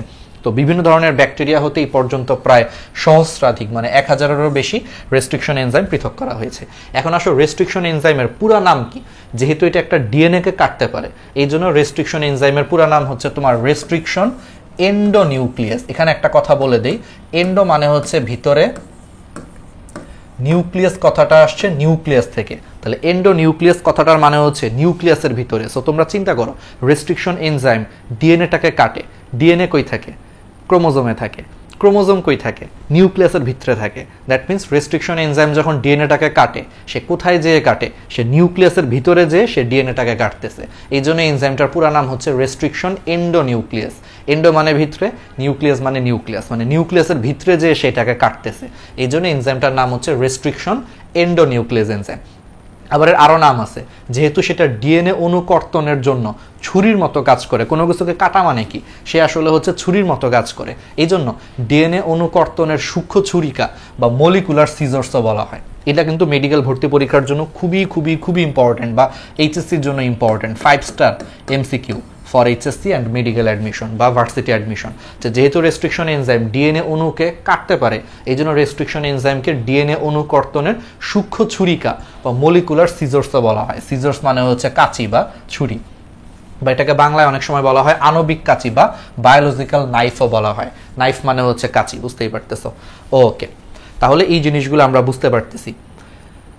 ওকে, তাহলে আমরা পারবো। এখন আসা হচ্ছে আমরা জিন ক্লোনিংয়ে চলে যাই। তাহলে রেস্ট্রিকশন এনজাইমের হচ্ছে আমরা অনেক কিছু পড়ে ফেলছি, তাহলে এখন আসা হচ্ছে আমরা জিন ক্লোনিংয়ে হচ্ছে আমরা চলে যাই। আচ্ছা, তাহলে জিন ক্লোনিং এর ক্ষেত্রে আমরা প্রথমে একটা জিনিস আমাদেরকে পড়তে হবে, ঠিক আছে? সেই জিনিসটা হচ্ছে ক্লোন শব্দের অর্থ কি। ক্লোন শব্দের অর্থ কাউকে হুবহু কপি করা। ক্লোন শব্দটার অর্থ হচ্ছে কাউকে হুবহু হচ্ছে তোমার কপি করা। ওকে, ক্লোন, ক্লোন মানে হলো কাউকে হুবহু কপি করা।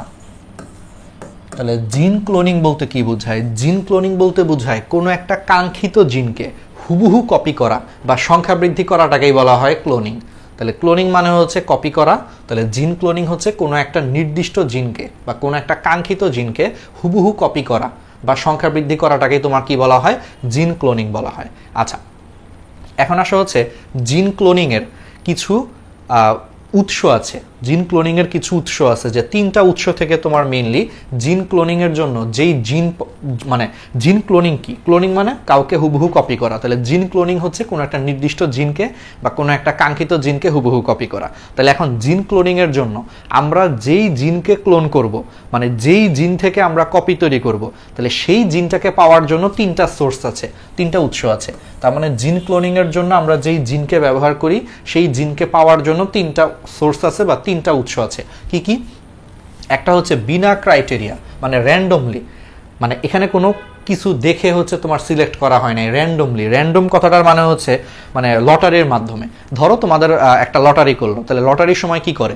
লটারির সময় কি ইচ্ছা করে এই লটারিটাকে কেউ সিলেক্ট করে? তা তো না। লটারি মানে হচ্ছে একটা র্যান্ডম প্রক্রিয়া, মানে চোখ বন্ধ করে যেমন খুশি তাকে হচ্ছে সে সিলেক্ট করে, ব্যাপারটা এরকম। তাহলে বিনা ক্রাইটেরিয়ায় মানে র্যান্ডমলি, মানে কোনো ধরনের চিন্তা ভাবনা না করে ক্রোমোজোমের খণ্ড নেওয়া হয়, যেটা হচ্ছে ভেক্টরে অন্তর্ভুক্ত করা হয়, এগুলা জিন লাইব্রেরি থেকে নেওয়া হয়। তাহলে জিন ক্লোনিং এর জন্য যে জিনটা পাওয়া যায়, এর মধ্যে একটা সোর্স হচ্ছে বিনা ক্রাইটেরিয়াতে র্যান্ডমলি, মানে এমনি মন চাইছে যে কোনো একটা জিনকে সে তুলে নিয়ে এসে সেটাকে ক্লোনিং করতেছে, এটা করা যায়। আচ্ছা, ভেক্টর কি? আমরা একটু পরে পড়বো। এই যে একটু আগে আমরা প্লাজমিড পড়ছি না, সেই প্লাজমিডকে হচ্ছে ভেক্টর বলা হয়। কেন বলা হয় আমরা একটু পরে জানবো এটা।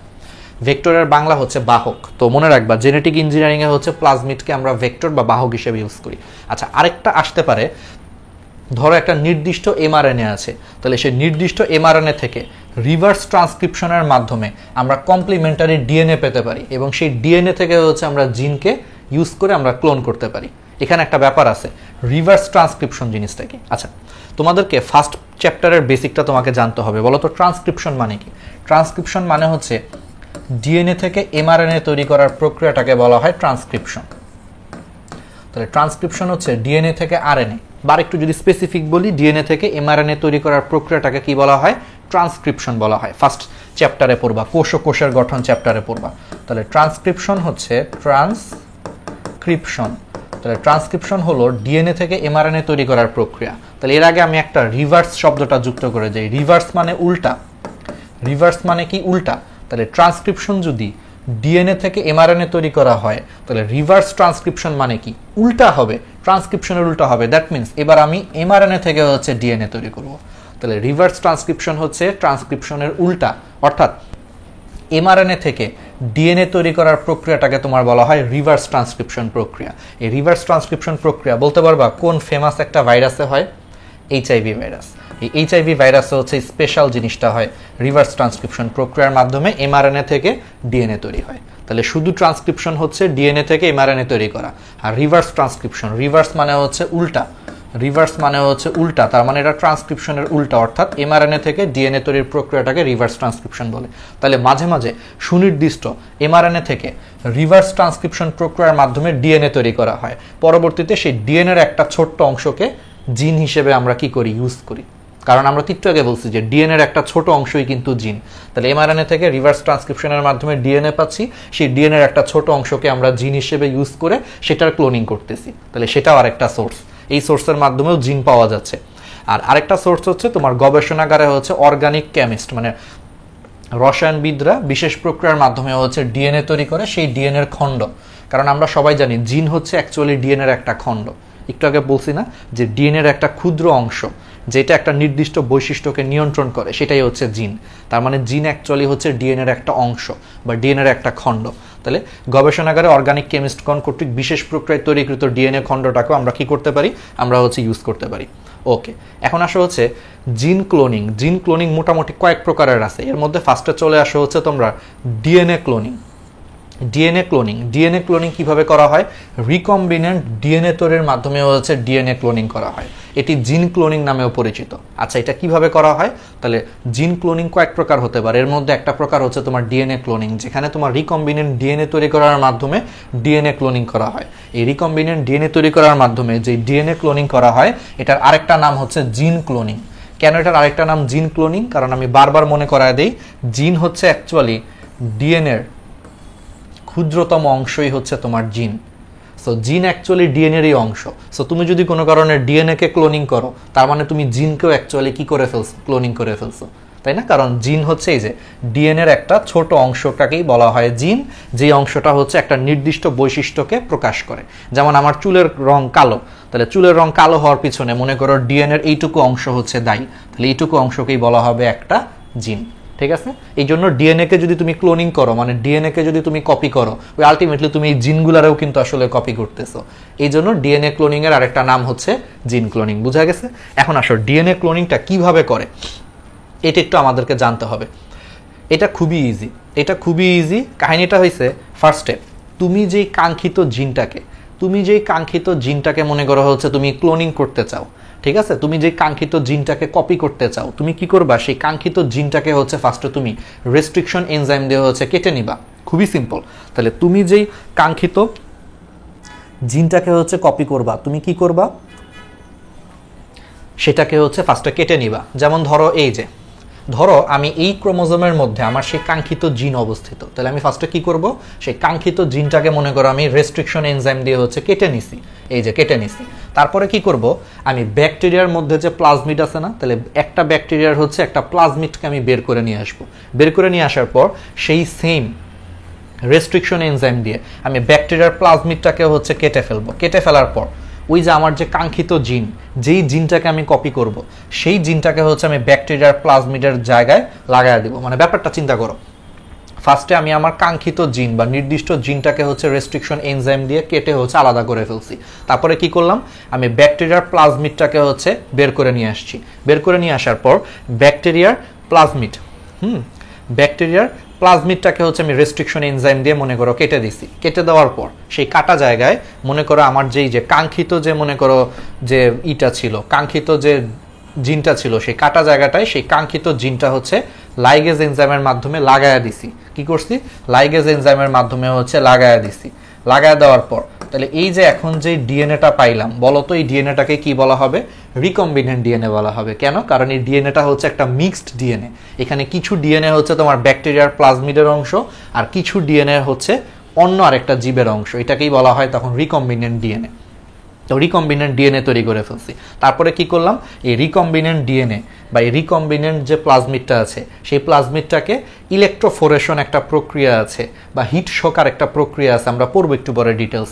ইলেকট্রোফোরেশন বা হিট শক প্রক্রিয়ার মাধ্যমে সেই রিকম্বিনেন্ট ডিএনএটাই যে বাকিটা এখন তুমি ছবি দেখো, সেই রিকম্বিনেন্ট ডিএনএটাকে ইলেকট্রোফোরেশন বা হিট শকের মাধ্যমে সেটাকে একটা ব্যাকটেরিয়ার ভিতরে হচ্ছে আমি প্রবেশ করায় দিব।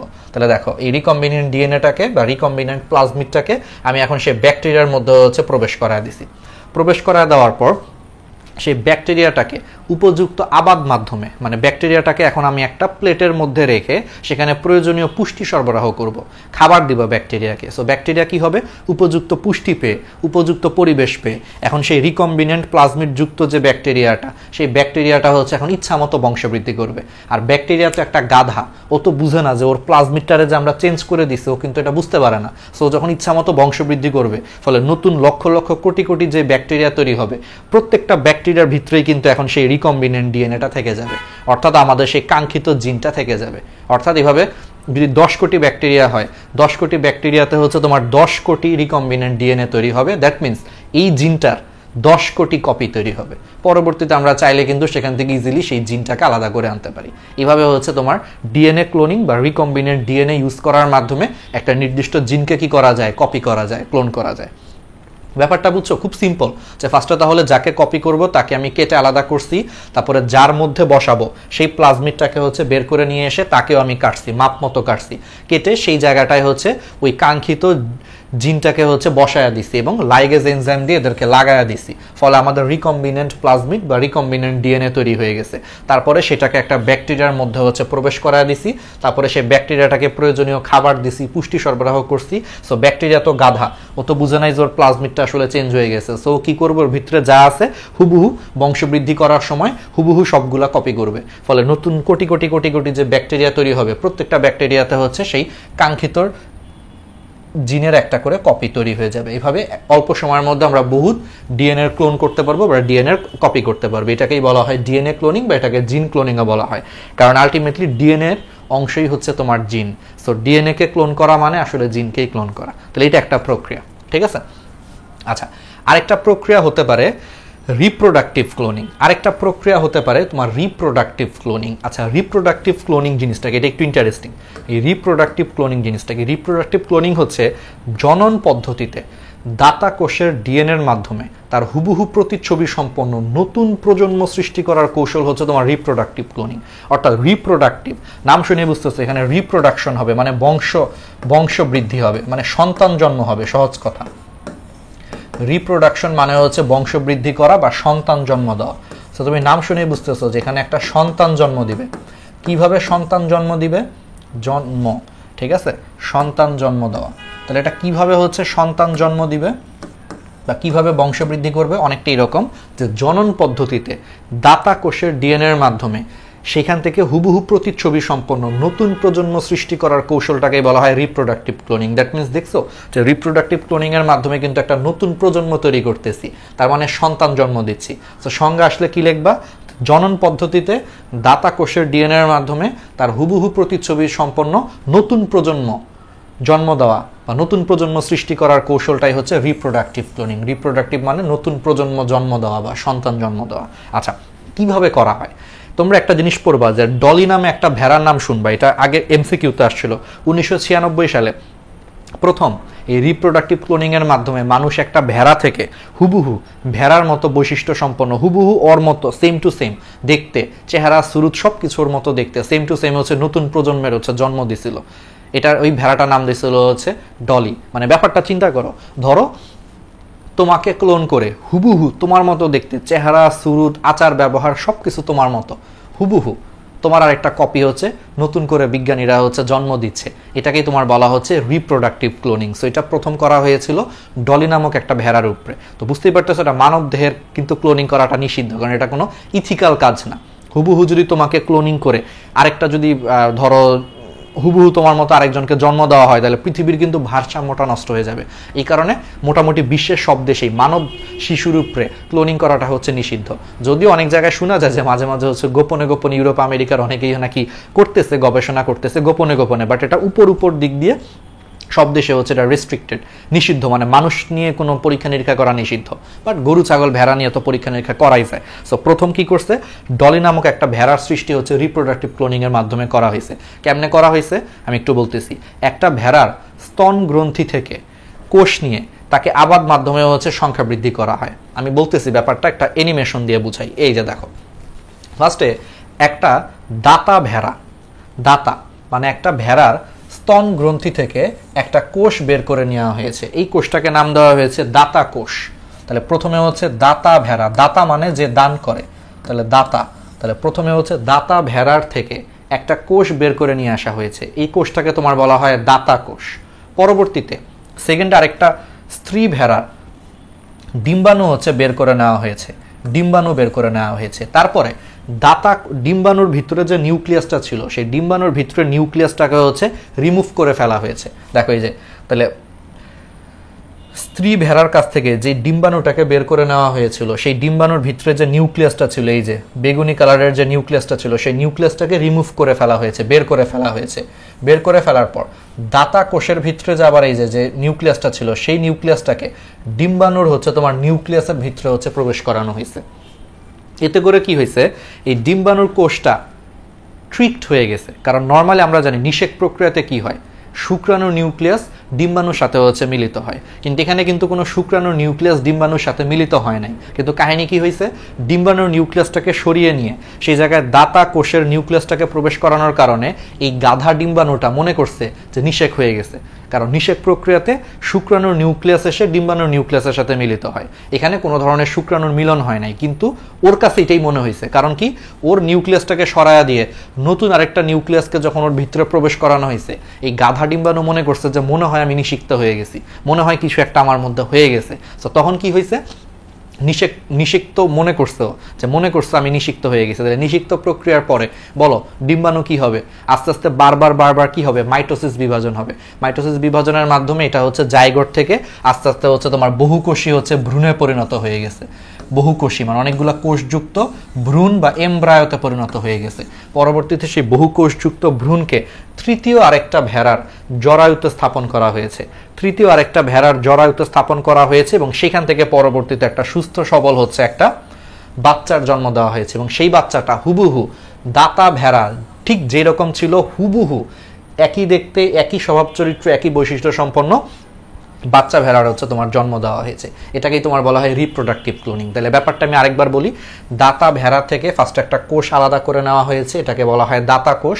পরবর্তীতে হচ্ছে আরেকটা ভেড়ার হচ্ছে ডিম্বাণু বের করে নেওয়া হয়েছে, পরে সেই ডিম্বাণুর নিউক্লিয়াসটাকে সরিয়ে নিয়ে ইলেকট্রিক শক দেওয়ার মাধ্যমে তোমার দাতা কোষের নিউক্লিয়াসটাকে ডিম্বাণুর নিউক্লিয়াসের ভিতরে প্রবেশ করানো হয়েছে, মানে ডিম্বাণু কোষের ভিতরে প্রবেশ করানো হয়েছে। এতে করে ডিম্বাণু কোষটা হচ্ছে ট্রিকড হয়েছে, ওকে ধোকা দিছে। ও ভাবছে কি যে আরেকটা নতুন কোষের নিউক্লিয়াস আমার ভিতরে প্রবেশ করছে, তাহলে মনে হয় আমি নিষিক্ত হয়ে গেছে। এটাও মনে করে ও হচ্ছে মাইটোসিস প্রক্রিয়াতে বিভক্ত হয়ে এই ডিম্বাণু থেকে হচ্ছে বহুকোষী ভ্রূণ বা এমব্রায়ো তৈরি করছে। পরবর্তীতে এই বহুকোষী ভ্রূণ বা বহুকোষী এমব্রায়োটাকে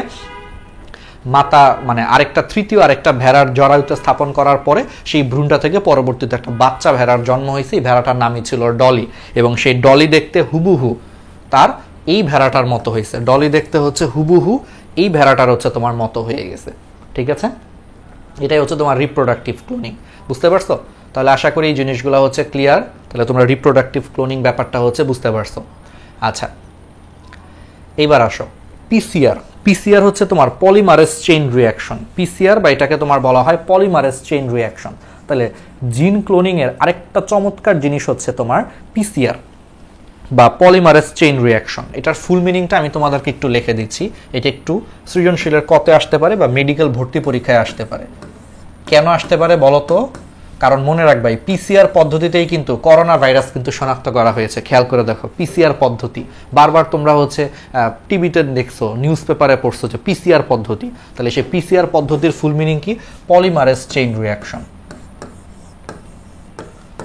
পলিমারেজ চেইন রিঅ্যাকশন নামে একটা পদ্ধতি আছে। সেই পিসিআর পদ্ধতির মাধ্যমেই তোমার কি করা হয়, অনেক দ্রুততম সময়ে কোষের বাইরে হচ্ছে তোমার ডিএনএ ক্লোনিং করা হয়।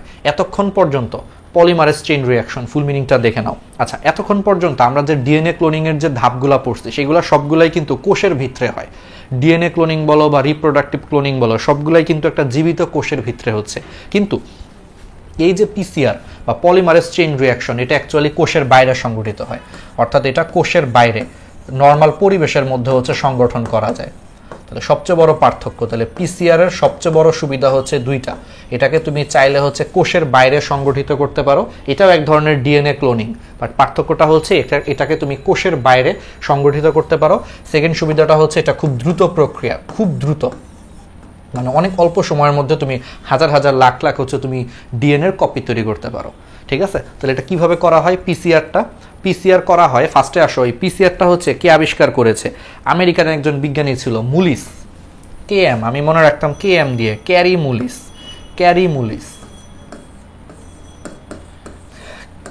মুলিস নামক একজন বিজ্ঞানী সর্বপ্রথম কোষের বাইরে ডিএনএ ক্লোনিং করার একটা হচ্ছে খুব দ্রুততম হচ্ছে তিনি পদ্ধতি হচ্ছে উদ্ভাবন করেছেন। ঠিক আছে, তিনি ফার্স্টে কি করেছে, এটার তিনটা ধাপ আছে। কয়টা ধাপ আছে? তিনটা ধাপ আছে। তিনি প্রথম ধাপে কি করছে, দ্বিসূত্রক ডিএনএ কে 90 ডিগ্রি সেলসিয়াস তাপমাত্রায় হচ্ছে তাপ দিছে। তিনি প্রথম ধাপে কি করছে, দ্বিসূত্রক ডিএনএ কে 90 ডিগ্রি সেলসিয়াস তাপমাত্রায় হচ্ছে তাপ দিছে। ফলে ডিএনএটা ডিন্যাচারেশন হয়েছে। ডিন্যাচারেশন কথাটার মানে হচ্ছে ডিএনএর বন্ধন ভেঙে গেছে। বন্ধন ভেঙে যে সেই দ্বিসূত্রক ডিএনএটা আলাদা হয়ে একক সূত্রক ডিএনএতে পরিণত হয়েছে। তারপরে তিনি কি করছে, তোমরা কি ডিএনএ রেপ্লিকেশন পড়ছো? না পড়লে তোমরা আমাদের ন্যানোবায়োলজি কোর্সের কোষ ও কোষের গঠনের 4 নম্বর ক্লাসটা দেখবা। 4 নাকি 3? 4 নম্বর ক্লাসটা, হ্যাঁ 4ই মনে হয়, 4 অথবা 3 নম্বর ক্লাসটা একটু দেখো, সেখানে হচ্ছে ডিএনএ রেপ্লিকেশন পড়ানো হয়েছে, এটার কিছু বেসিক ডিএনএ রেপ্লিকেশনের মতো। তাহলে কি হয়েছে, এর পরের ধাপে কি করছে, দ্বিসূত্রক ডিএনএকে একসূত্রক করার পরে এখন ডিএনএটাকে কি করতে হবে, রেপ্লিকেশন করতে হবে। তো ডিএনএ রেপ্লিকেশন করার জন্য প্রাইমার লাগে। প্রাইমার জিনিসটা কি, প্রাইমার হচ্ছে তোমার একটা ক্ষুদ্র আরএনএর একটা অংশ, যেটা ডিএনএ রেপ্লিকেশনের জন্য দরকার। আর ডিটেলস পড়তে চাইলে বললাম যে ডিএনএ রেপ্লিকেশনটা একটু ডিটেলস পড়তে চাইলে আমাদের কোষের গঠন চ্যাপ্টারের ক্লাসটা দেখো। সো তারপরে কি করছে, 2 নম্বর ধাপে সে একসূত্রক ডিএনএকে রেপ্লিকেশন করার জন্য সে প্রত্যেকটা ডিএনএ সূত্রের জন্য যে আরএনএ যে প্রাইমারটা লাগে, সে আরএনএ প্রাইমারটা সে তৈরি করে দিছে। সে কি তৈরি করে দিছে, আরএনএ প্রাইমারটা হচ্ছে সে তৈরি করে দিছে। আরএনএ প্রাইমারটা হচ্ছে তোমার ডিএনএ রেপ্লিকেশনের জন্য কাজে লাগে। তো সে আরএনএ প্রাইমারটাকে তৈরি করে দেওয়ার পরে ডিএনএ রেপ্লিকেশনের জন্য একটা মেইন এনজাইম আছে, DNA polymerase enzyme. So DNA polymerase enzyme যখন তোমার আরএনএ প্রাইমারটাকে হচ্ছে তৈরি করে দিছে, তারপরে সেই ডিএনএ পলিমারেজ এনজাইমটা এসে সেই প্রাইমারের হচ্ছে তোমার প্রান্তে সে কি করছে, নতুন সুতাকে সে বর্ধিত করা শুরু করছে। অর্থাৎ এই সুতার এগেইনস্টে আমি যে আরএনএ প্রাইমারটা তৈরি করে দিছি, সেই প্রাইমারটাকে হচ্ছে কাজে লাগিয়ে, মানে ডিএনএ পলিমারেজ এনজাইম সেই প্রাইমারটাকে কাজে লাগিয়ে দেখো এখানে আরেকটা নতুন সুতা তৈরি করতেছে। এই যে দেখো নতুন সুতা হচ্ছে সে তৈরি করতেছে, নতুন সুতা তৈরি করতেছে। এইভাবে খুব অল্প সময়ের মধ্যে, খুব অল্প সময়ের মধ্যে সে প্রত্যেকটা ডিএনএ কে সে কপি করে ফেলতেছে। এবং এটা হচ্ছে প্রতি মিনিটে প্রায় 1000 বেস পেয়ার সে কপি করতে পারে। প্রথম দিকে এটার স্পিড ছিল প্রতি মিনিটে 1000 বেস পেয়ার। বলতো বেস পেয়ার মানে কি, ওই যে নাইট্রোজেন ঘটিত যে ক্ষারকগুলা তারা কি থাকে, জোড়ায় জোড়ায় থাকে। একটু আগে পড়াইছি না যে একটা সুতার মধ্যে এখানে যদি কোনো কারণে অ্যাডেনিন থাকে, এখানে থাকবে হচ্ছে থায়ামিন থাকবে। তাহলে এই যে নাইট্রোজেন ঘটিত ক্ষারকগুলা জোড়ায় জোড়ায় আছে, তো জোড়া ইংলিশ কি, পেয়ার। এই পেয়ার মানে ওই পেয়ার না যে मैं तुमसे बहुत प्यार करता हूं, এই পেয়ার মানে ওই পেয়ার না, এই পেয়ার মানে হচ্ছে জোড়া। আর নাইট্রোজেন ঘটিত ক্ষারক ইংলিশে কি বলা হয়, বেস বলা হয়। এই জন্য এটার নাম দিচ্ছে হচ্ছে বেস পেয়ার, বেস পেয়ার তৈরি করা হয়েছে। ঠিক আছে, তাহলে এরকম এই পিসিআর প্রযুক্তির মাধ্যমে তোমার হচ্ছে প্রতি মিনিটে 1000 বেস পেয়ার মানে 1000টা এরকম ক্ষারক জোড়া হচ্ছে সে কপি করতে পারে। বুঝতে পারছো? ওকে, তাহলে এটা আমি আবার বলি, ব্যাপারটা খুবই সিম্পল। ফার্স্টে কি করা হয়েছে, 90 ডিগ্রি সেলসিয়াস তাপমাত্রায় দ্বিসূত্রক ডিএনএ কে হচ্ছে তাপ দেওয়ার কারণে এটা ডিন্যাচারেশন হয়েছে। ডিন্যাচারেশন মানে হচ্ছে এদের মাঝখানের বন্ধন ভেঙে যে দ্বিসূত্রকগুলো একক সূত্রকে পরিণত হয়েছে, মানে এরা আলাদা হয়ে গেছে। তারপরে প্রত্যেকটা আলাদা সূত্রকে তারা বাইরে থেকে কি তৈরি করে দিয়ে দিছে, আরএনএ প্রাইমার তৈরি করে দিছে। আরএনএ প্রাইমারটাকে এটা হচ্ছে আরএনএর একটা ক্ষুদ্র অংশ যেটা ডিএনএ রেপ্লিকেশনের জন্য দরকার। ডিটেলস পড়তে চাইলে ন্যানোবায়োলজি কোর্সের কোষের গঠনের লাস্টের ক্লাসটা দেখবা বা তার আগের ক্লাসটা দেখবা। ওকে, আরএনএ প্রাইমার তৈরি করে দিছে প্রত্যেকটা সূত্রের জন্য। এটাকে বলা হয় অ্যানিলিং। এই ধাপটাকে ইংলিশে বলা হয় অ্যানিলিং। তাহলে আরএনএ প্রাইমার তৈরি করে দিছে। আরএনএ প্রাইমার হচ্ছে তোমার 12 থেকে 20 জোড়া বেস পেয়ার যুক্ত আরএনএর একটা অংশ। আরএনএ প্রাইমারটা কি, আরএনএ প্রাইমার হচ্ছে তোমার 12 থেকে 20 জোড়া বেস বা নাইট্রোজেন ঘটিত ক্ষারক যুক্ত আরএনএর একটা অংশ। তাহলে 12 থেকে 20 জোড়া বেস নিয়ে গঠিত আরএনএর একটা অংশকে বলা হয় আরএনএ প্রাইমার। এই আরএনএ প্রাইমারটা হচ্ছে তোমার ডিএনএ রেপ্লিকেশনের জন্য দরকার। সো তারা বাইরে থেকে আরএনএ প্রাইমার তৈরি করে দিছে প্রত্যেকটা সুতার জন্য। যেখানে লাল জিনিসটা হচ্ছে আরএনএ প্রাইমার। সো যে আরএনএ প্রাইমার তৈরি করে দিছে তারপরে হচ্ছে তোমার ডিএনএ পলিমারেজ, এটা হচ্ছে রেপ্লিকেশনের মেইন এনজাইম। সো তারপরে ডিএনএ পলিমারেজ কি করছে, আরএনএ প্রাইমারটাকে ইউজ করে সে নতুন করে হচ্ছে এই আরএনএ প্রাইমারের এই প্রান্তে হচ্ছে সুতাটাকে সে আস্তে আস্তে বড় করতেছে। আরএনএ প্রাইমারটা এইটুকু ছিল, তাহলে ডিএনএ পলিমারেজ এনজাইম এখন আরএনএ প্রাইমারটাকে ইউজ করে সে নতুন করে হচ্ছে এখানে সুতা তৈরি করতেছে এবং সেই সুতাটাকে সে বর্ধিত করতেছে। দেখো এই যে সুতাটাকে বর্ধিত করতেছে, এখানে এই সুতাটাকে বর্ধিত করে এখানে এখন একটা নতুন ডিএনএ তৈরি করছে। এটা কিন্তু আরেকটা নতুন দ্বিসূত্রক ডিএনএ তৈরি হয়ে গেছে। তাহলে এটা একটা নতুন দ্বিসূত্রক ডিএনএ হয়ে গেল, এটা হচ্ছে আরেকটা নতুন দ্বিসূত্রক ডিএনএ হয়ে গেল। এবং এই প্রক্রিয়াটাকে হচ্ছে বারবার রিপিট করানো হচ্ছে। সো বারবার রিপিট করার কারণে প্রতি মিনিটে প্রায় 1000 বেস পেয়ার যুক্ত এরকম ডিএনএ কপি হয়ে যাচ্ছে। অনেক ফাস্ট হয় আর কি জিনিসটা। ঠিক আছে, ওকে, তাহলে এরকম 3টা ধাপের মাধ্যমে পিসিআর বা পলিমারেজ চেইন রিঅ্যাকশন করা হয়। আচ্ছা, তাহলে এই জিনিসগুলো হচ্ছে আমরা পারবো। হ্যাঁ, ওকে, তাহলে এখন আসা হচ্ছে রিকম্বিনেন্ট ডিএনএ প্রস্তুত করার হচ্ছে তোমার প্রধান ধাপসমূহ। তাহলে এখন আমাদেরকে যেটা পড়তে হবে যে রিকম্বিনেন্ট ডিএনএ প্রস্তুত করার হচ্ছে প্রধান ধাপগুলো আমাদেরকে একটু জানতে হবে। আচ্ছা, 1 মিনিট আমি একটু পানি খেয়ে নিই। হ্যাঁ,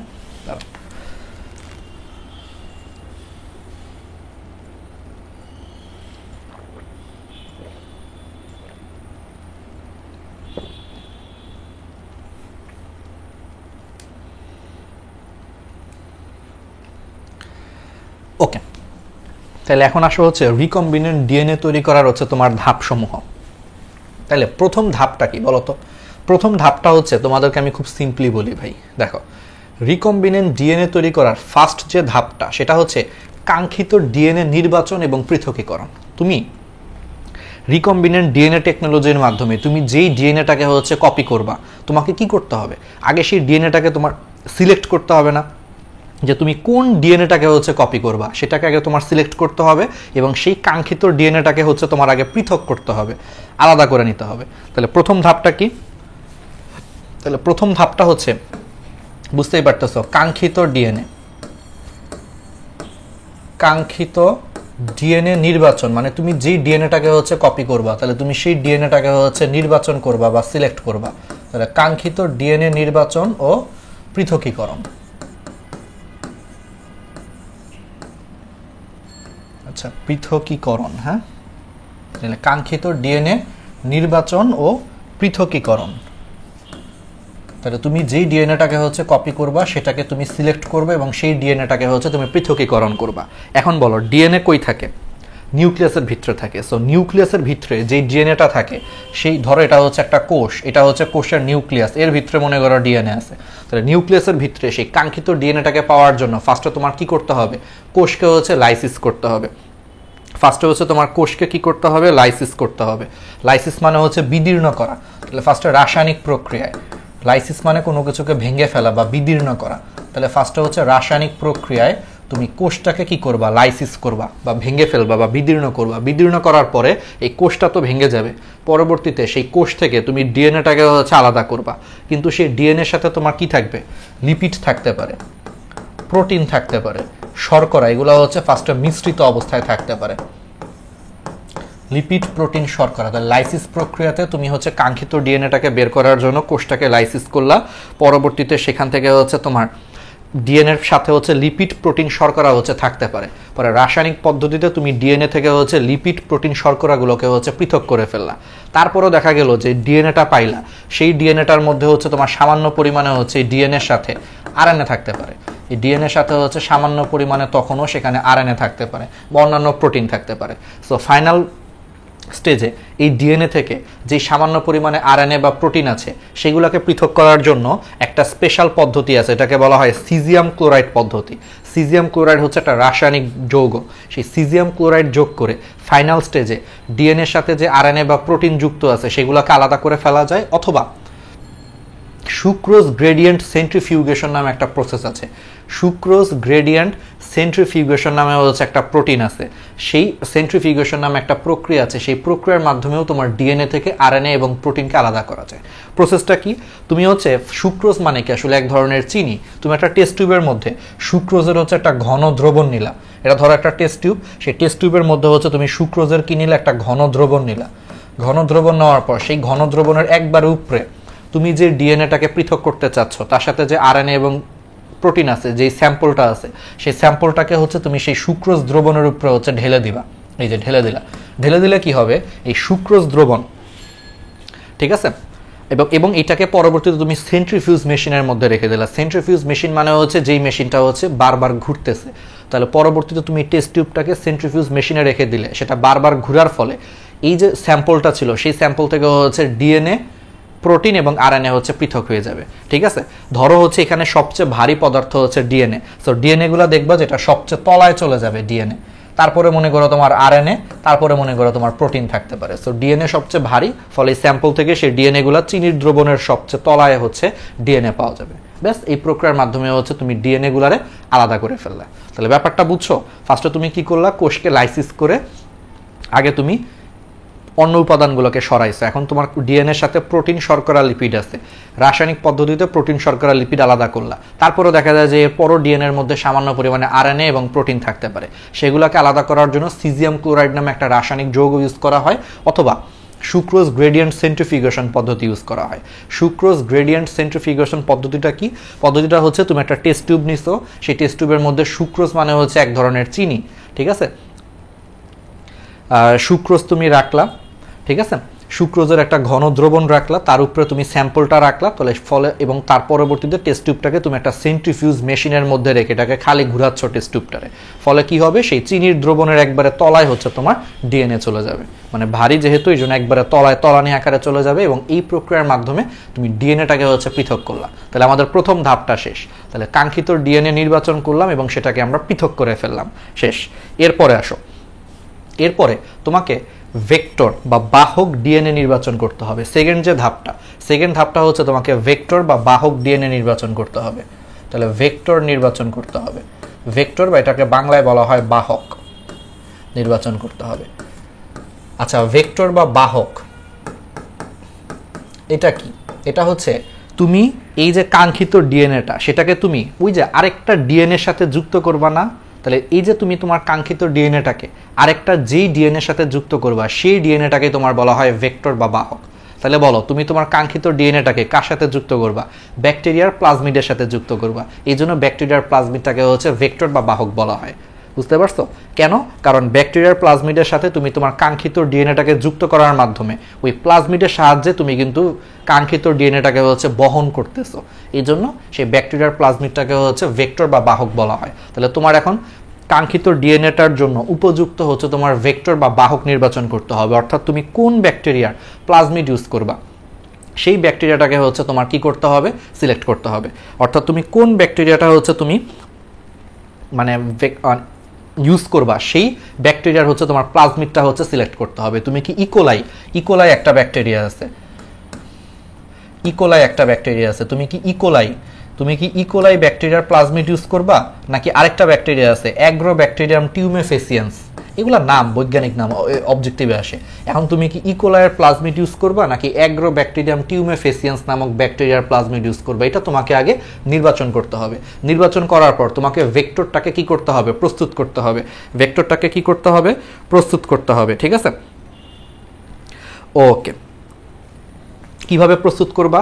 যেমন ধরো তুমি ইকোলাইয়ের হচ্ছে তুমি মনে করো প্লাজমিডটা ইউজ করতেছো, তাহলে তুমি কি করবা?